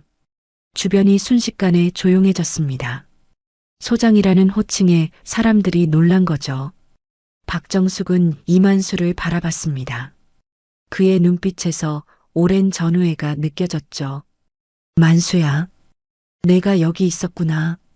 예, 소장님. 전역하고 여기서 장사하고 있습니다. 이만수는 특전사 시절 박정숙 휘하에서 복무했던 부사관이었습니다. 그는 박정숙을 누구보다 존경했고 그녀의 지휘 아래서 수많은 작전을 수행했었죠. 저 인간들 내일 또 올 겁니다. 이번엔 더 많은 인원을 데리고 올 거예요. 알고 있어. 박정숙의 대답은 짧았지만 확신에 차 있었습니다. 이만수는 고개를 숙이며 물었죠. 명령만 내려주십시오. 제가 도와드리겠습니다. 아니야. 너까지 위험할 필요 없어. 소장님, 전 아직도 군인입니다. 마음만은요. 이만수의 목소리에는 결연함이 담겨 있었습니다. 박정숙은 잠시 망설이다가 고개를 끄덕였죠. 고맙다, 만수야. 두 사람의 대화를 듣던 시장 사람들은 술렁거리기 시작했습니다. 소장이라니, 군인이라니. 평범한 횟집 아줌마라고만 생각했던 박정숙의 정체가 조금씩 드러나고 있었죠. 한 상인이 조심스럽게 물었습니다. 정수가지매. 아니, 그러니까. 진짜 군인이었어요? 박정숙은 잠시 침묵했습니다. 그리고 천천히 입을 열었죠. 오래전 일입니다. 이제는 그냥 횟집 하는 아줌마일 뿐이에요. 하지만 아무도 그 말을 믿지 않았습니다. 방금 전 그녀가 보여준 모습은 단순한 아줌마가 아니었으니까요. 그건 훈련된 전사의 모습이었죠. 해가 완전히 지고 시장에 어둠이 내려앉았습니다. 하나둘씩 가게 문을 닫는 소리가 들렸죠. 박정숙도 마지막 정리를 하며 내일을 준비했습니다. 이만수가 마지막으로 말했습니다. 소장님, 내일을 대비하십시오. 저도 준비하겠습니다. 응, 조심해라. 두 전우는 각자의 길로 향했습니다. 하지만 둘 다 알고 있었죠. 내일은 더 큰 싸움이 기다리고 있다는 것을요. 폭풍은 아직 끝나지 않았습니다. 아니, 이제 막 본격적으로 시작되려 하고 있었죠. 시장의 불빛이 하나씩 꺼지고 고요함만이 남았습니다. 하지만 그 고요함 속에는 긴장감이 팽팽하게 흐르고 있었습니다. 다음 날 아침 시장은 평소보다 훨씬 조용했습니다. 상인들은 모두 어제 일을 떠올리며 불안해하고 있었죠. 박정숙은 여느 때처럼 가게 문을 열고 생선을 손질하기 시작했습니다. 하지만 그녀의 손놀림에는 평소와 다른 긴장감이 배어 있었죠. 정수가짐에 오늘 문 닫는 게 어때요? 위험할 것 같은데.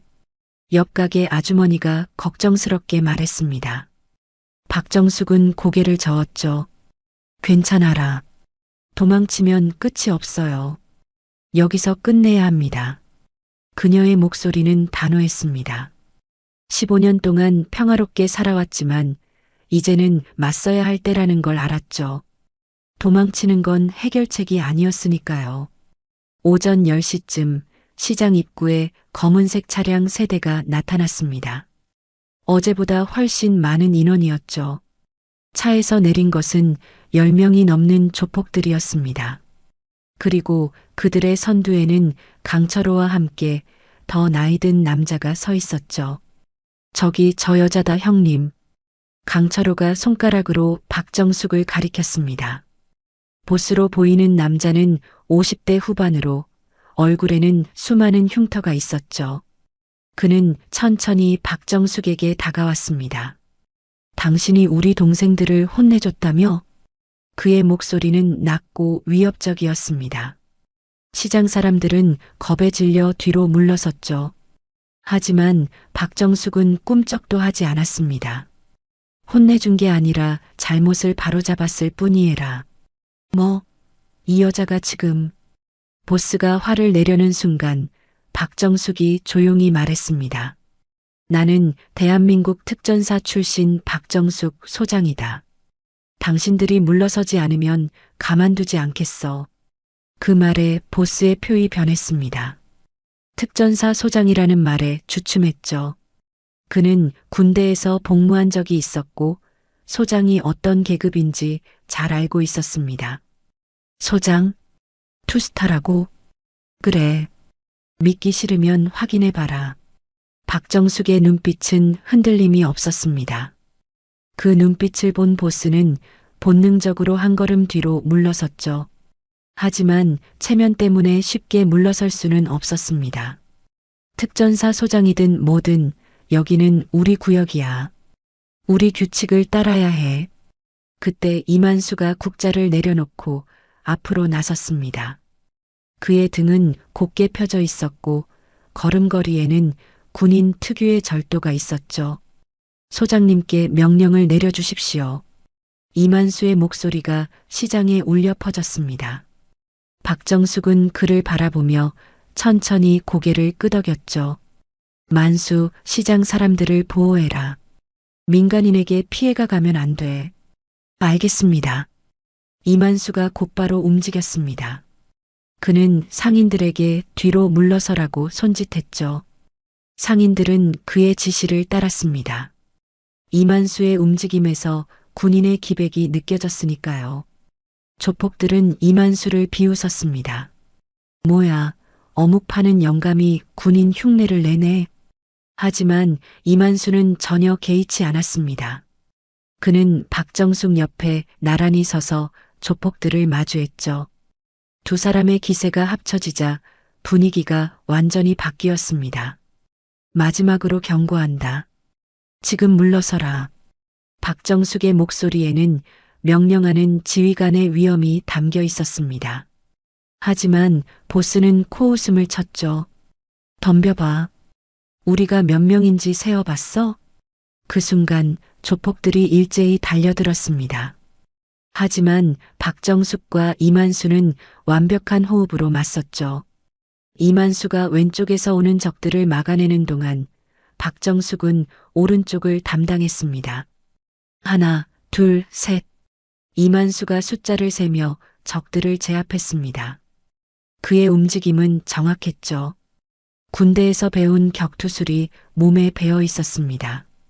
한 명씩 차례로 쓰러져 갔죠. 박정숙도 마찬가지였습니다. 그녀는 더 빠르고 정확했죠. 적들의 급소를 정확히 타격하며 무력화시켰습니다. 두 사람의 협동은 마치 오래전 작전을 수행하던 때처럼 완벽했죠. 믿을 수가 없어. 마이클 로버츠가 다시 카메라를 들고 촬영하기 시작했습니다. 이 장면은 정말 놀라웠죠. 50대 후반의 여자와 60대 남자가 10명이 넘는 조폭들을 상대하고 있었으니까요.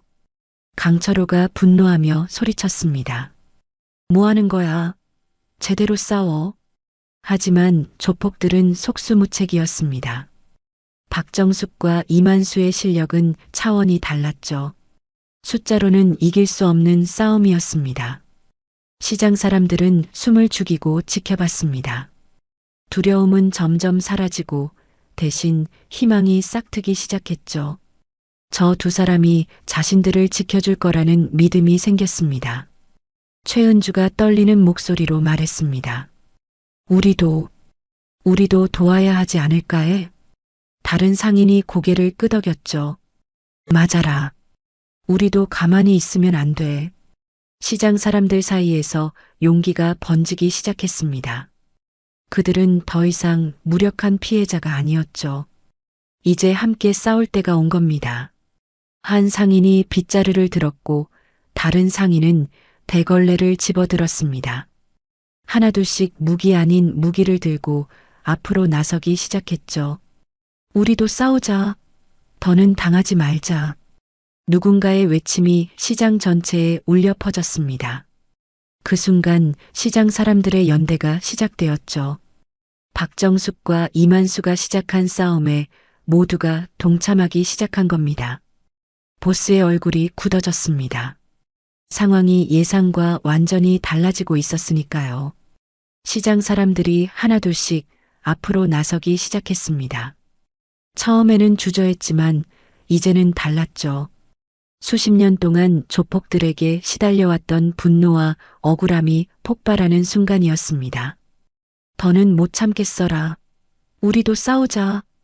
야채가게 아저씨가 큰 무 한 개를 들고 외쳤습니다. 그 모습이 우스꽝스러워 보일 수도 있었지만 그의 눈빛만큼은 진지했죠. 옆에서 생선가게 아주머니도 커다란 생선을 휘두르며 가세했습니다.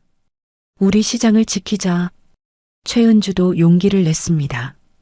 그녀는 아이를 키우는 엄마였지만 더 이상 두려움에 떨고만 있을 수 없었죠.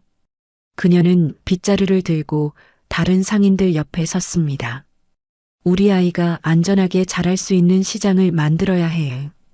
그녀의 외침에 다른 엄마들도 동참했습니다.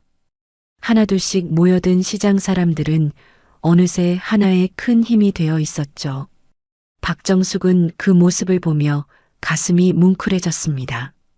여러분, 위험하니 뒤로 물러서세라. 박정숙이 외쳤지만 아무도 물러서지 않았습니다.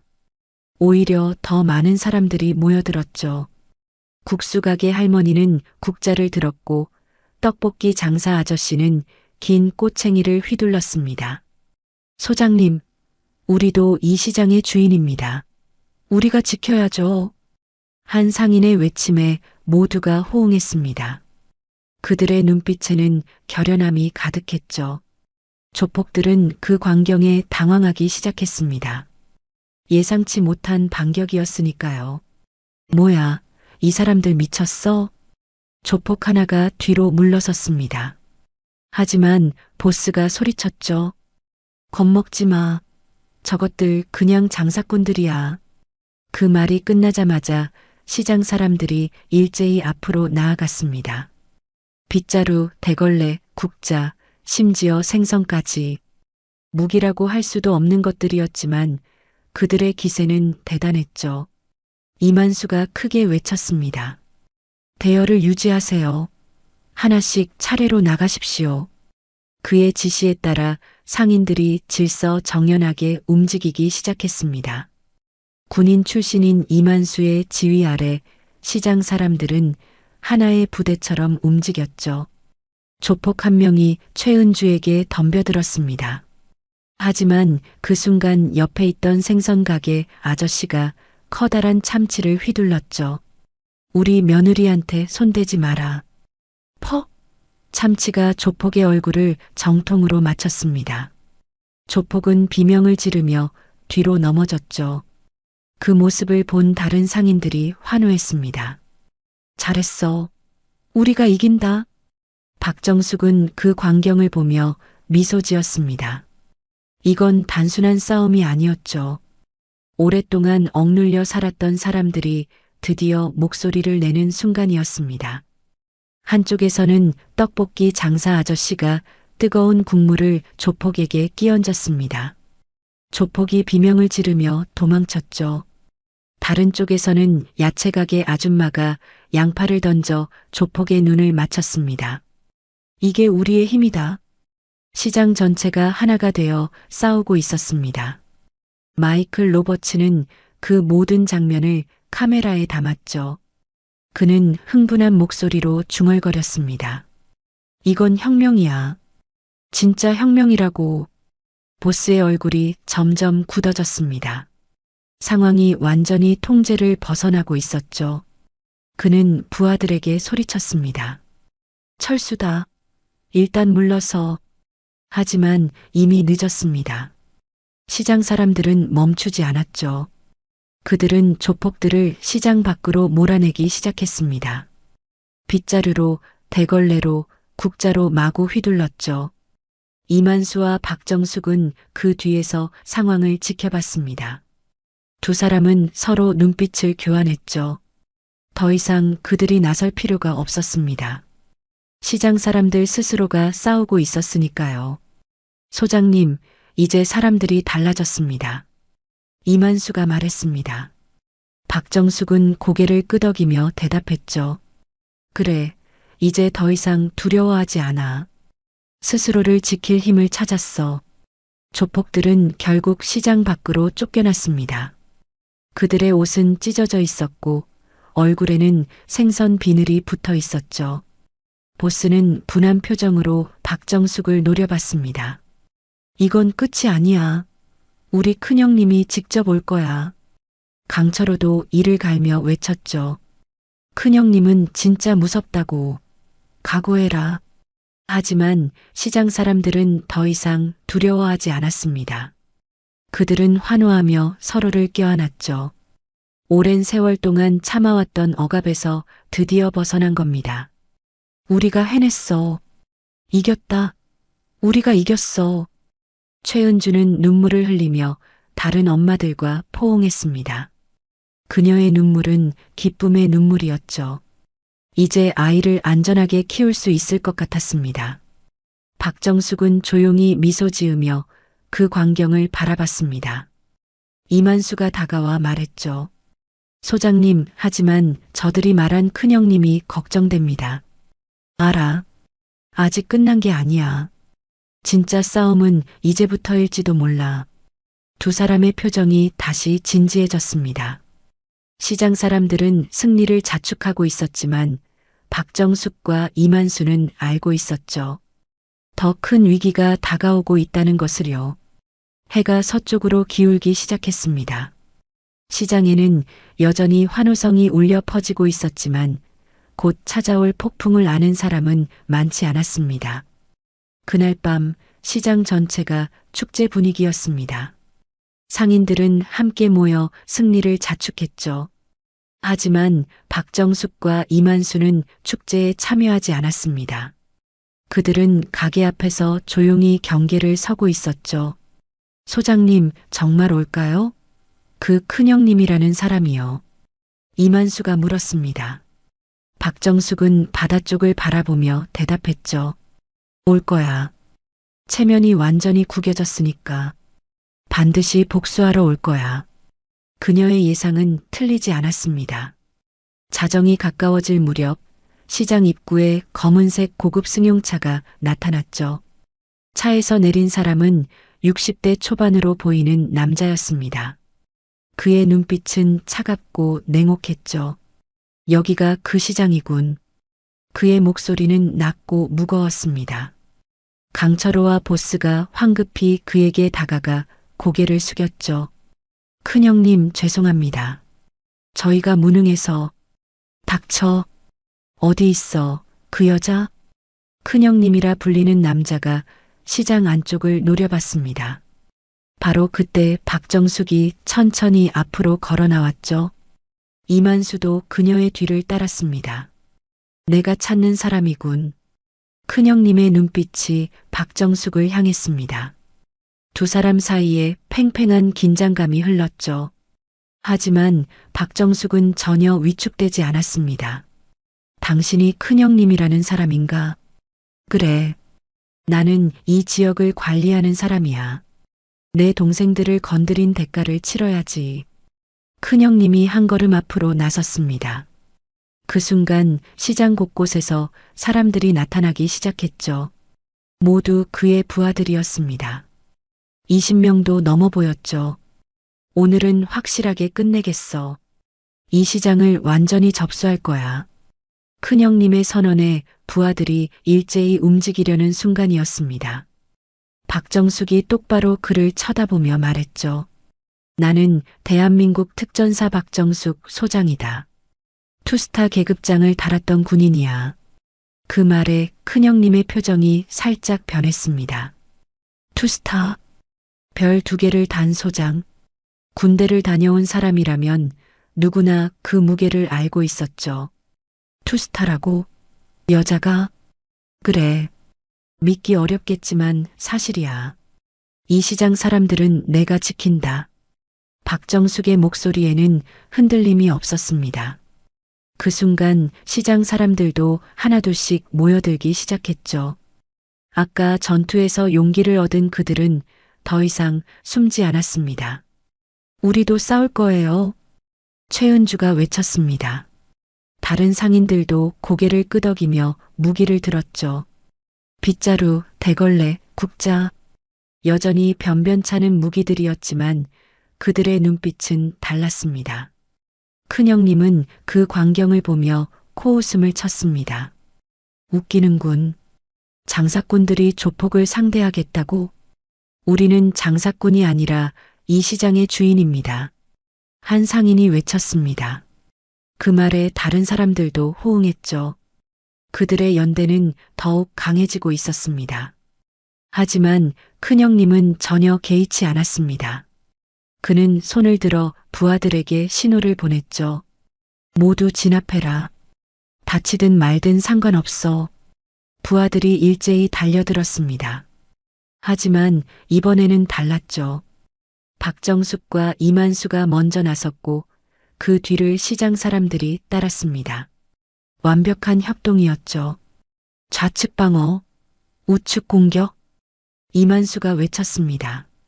군대식 전술이었죠. 상인들은 그의 지시를 따랐고 놀랍게도 효과적이었습니다.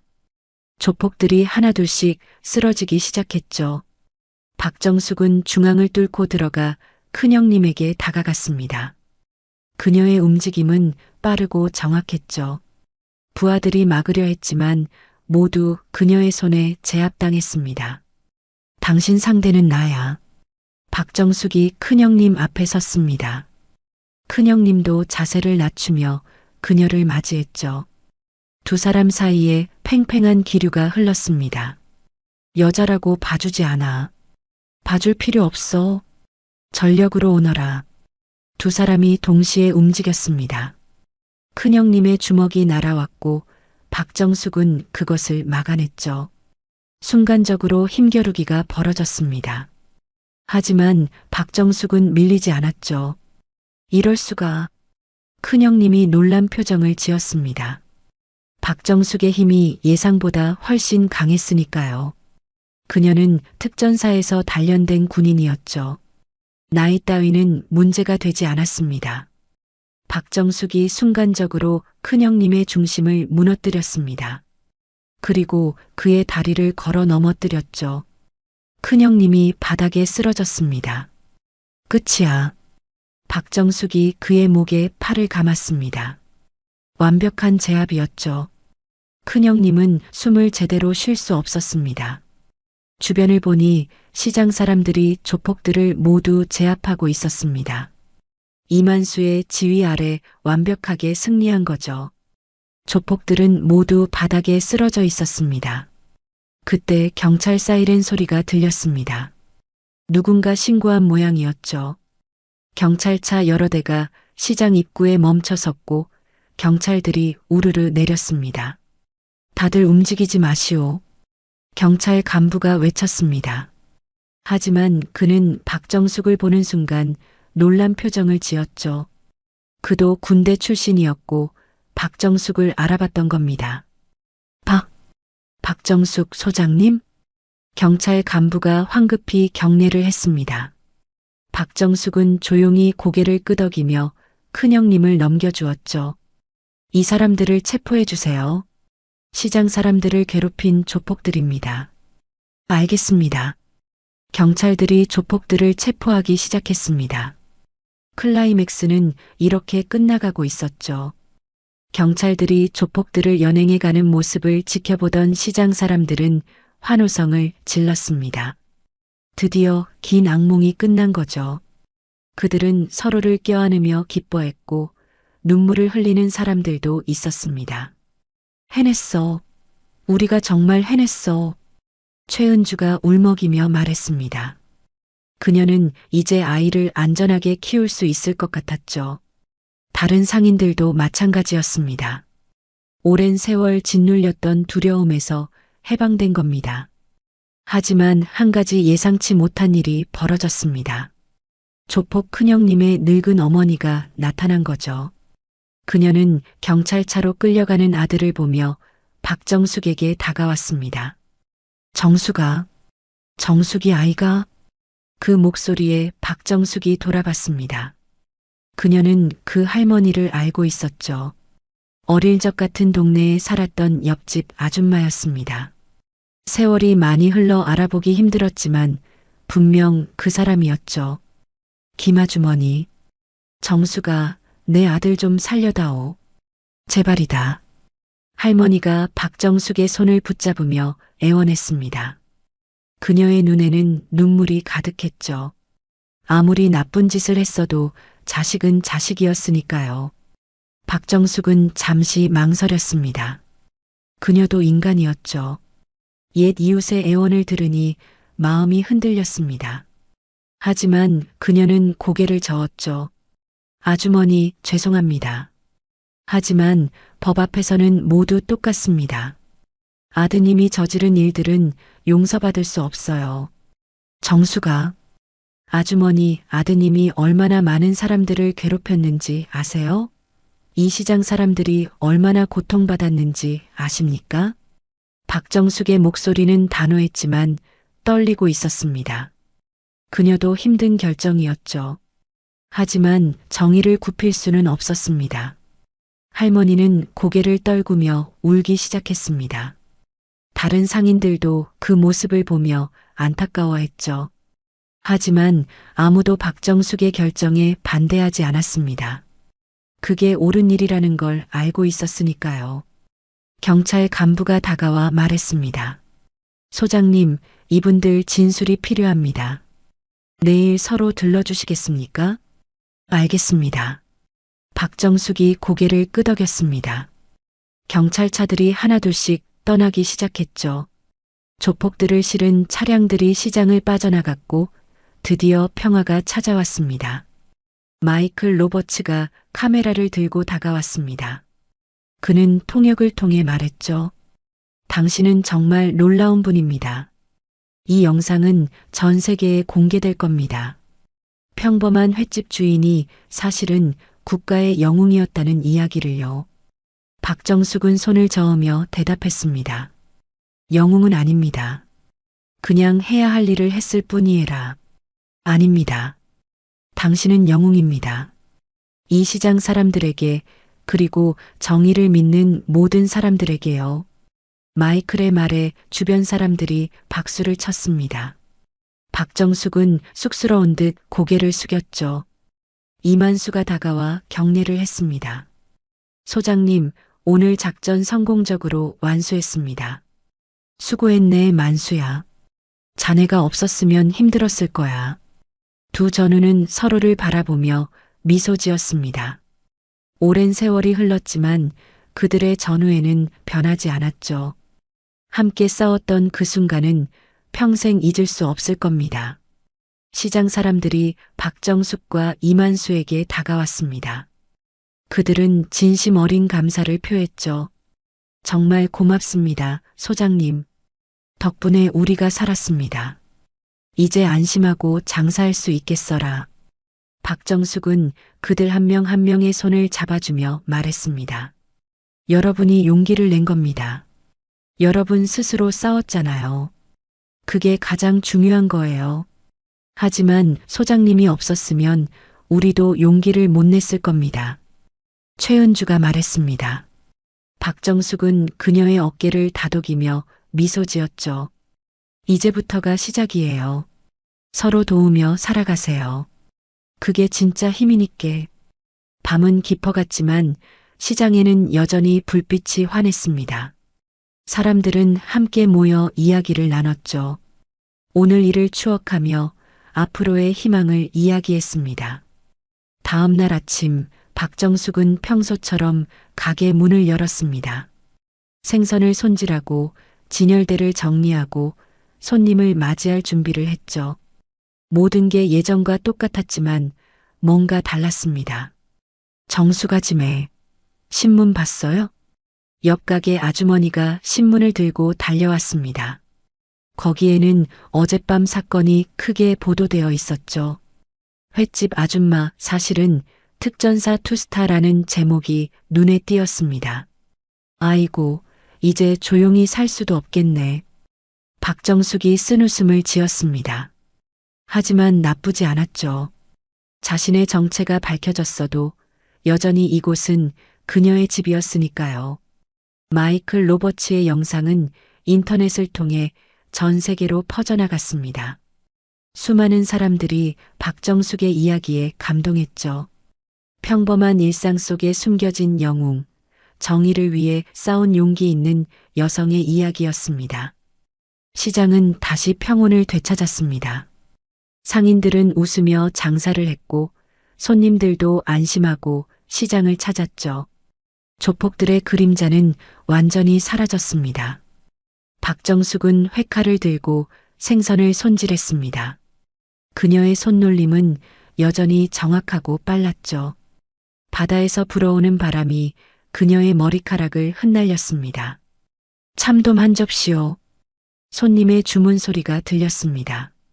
박정숙은 환하게 웃으며 대답했죠. 예, 금방 준비해드릴게라. 그녀는 다시 평범한 횟집 아줌마였습니다. 하지만 이제 모두가 알고 있었죠. 그녀가 단순한 아줌마가 아니라 대한민국을 지켰던 특전사 소장이었다는 것을요. 부산의 바닷바람은 오늘도 차갑고 시원하게 불어왔습니다. 파도 소리, 갈매기 울음소리, 그리고 시장 사람들의 웃음소리가 어우러졌죠. 평화로운 일상이 계속되고 있었습니다. 박정숙은 하늘을 올려다봤습니다. 구름 한 점 없는 맑은 하늘이었죠. 그녀는 조용히 미소 지으며 다시 일을 시작했습니다. 이야기는 이렇게 끝났지만 시장의 삶은 계속됩니다. 그리고 박정숙은 여전히 그곳에서 횟집을 운영하며 필요할 때면 언제든 시장 사람들을 지킬 준비가 되어 있을 겁니다. 달빛 인생사연은 감동 오디오북으로 인생사연과 공감 이야기를 전해드립니다. 구독과 좋아요로 더 많은 인생사연과 공감 이야기를 만나보세요. 지금 듣고 계신 장소를 댓글로 남겨주시면 제가 반갑게 인사드리겠습니다. 오늘도 함께 해주셔서 감사합니다.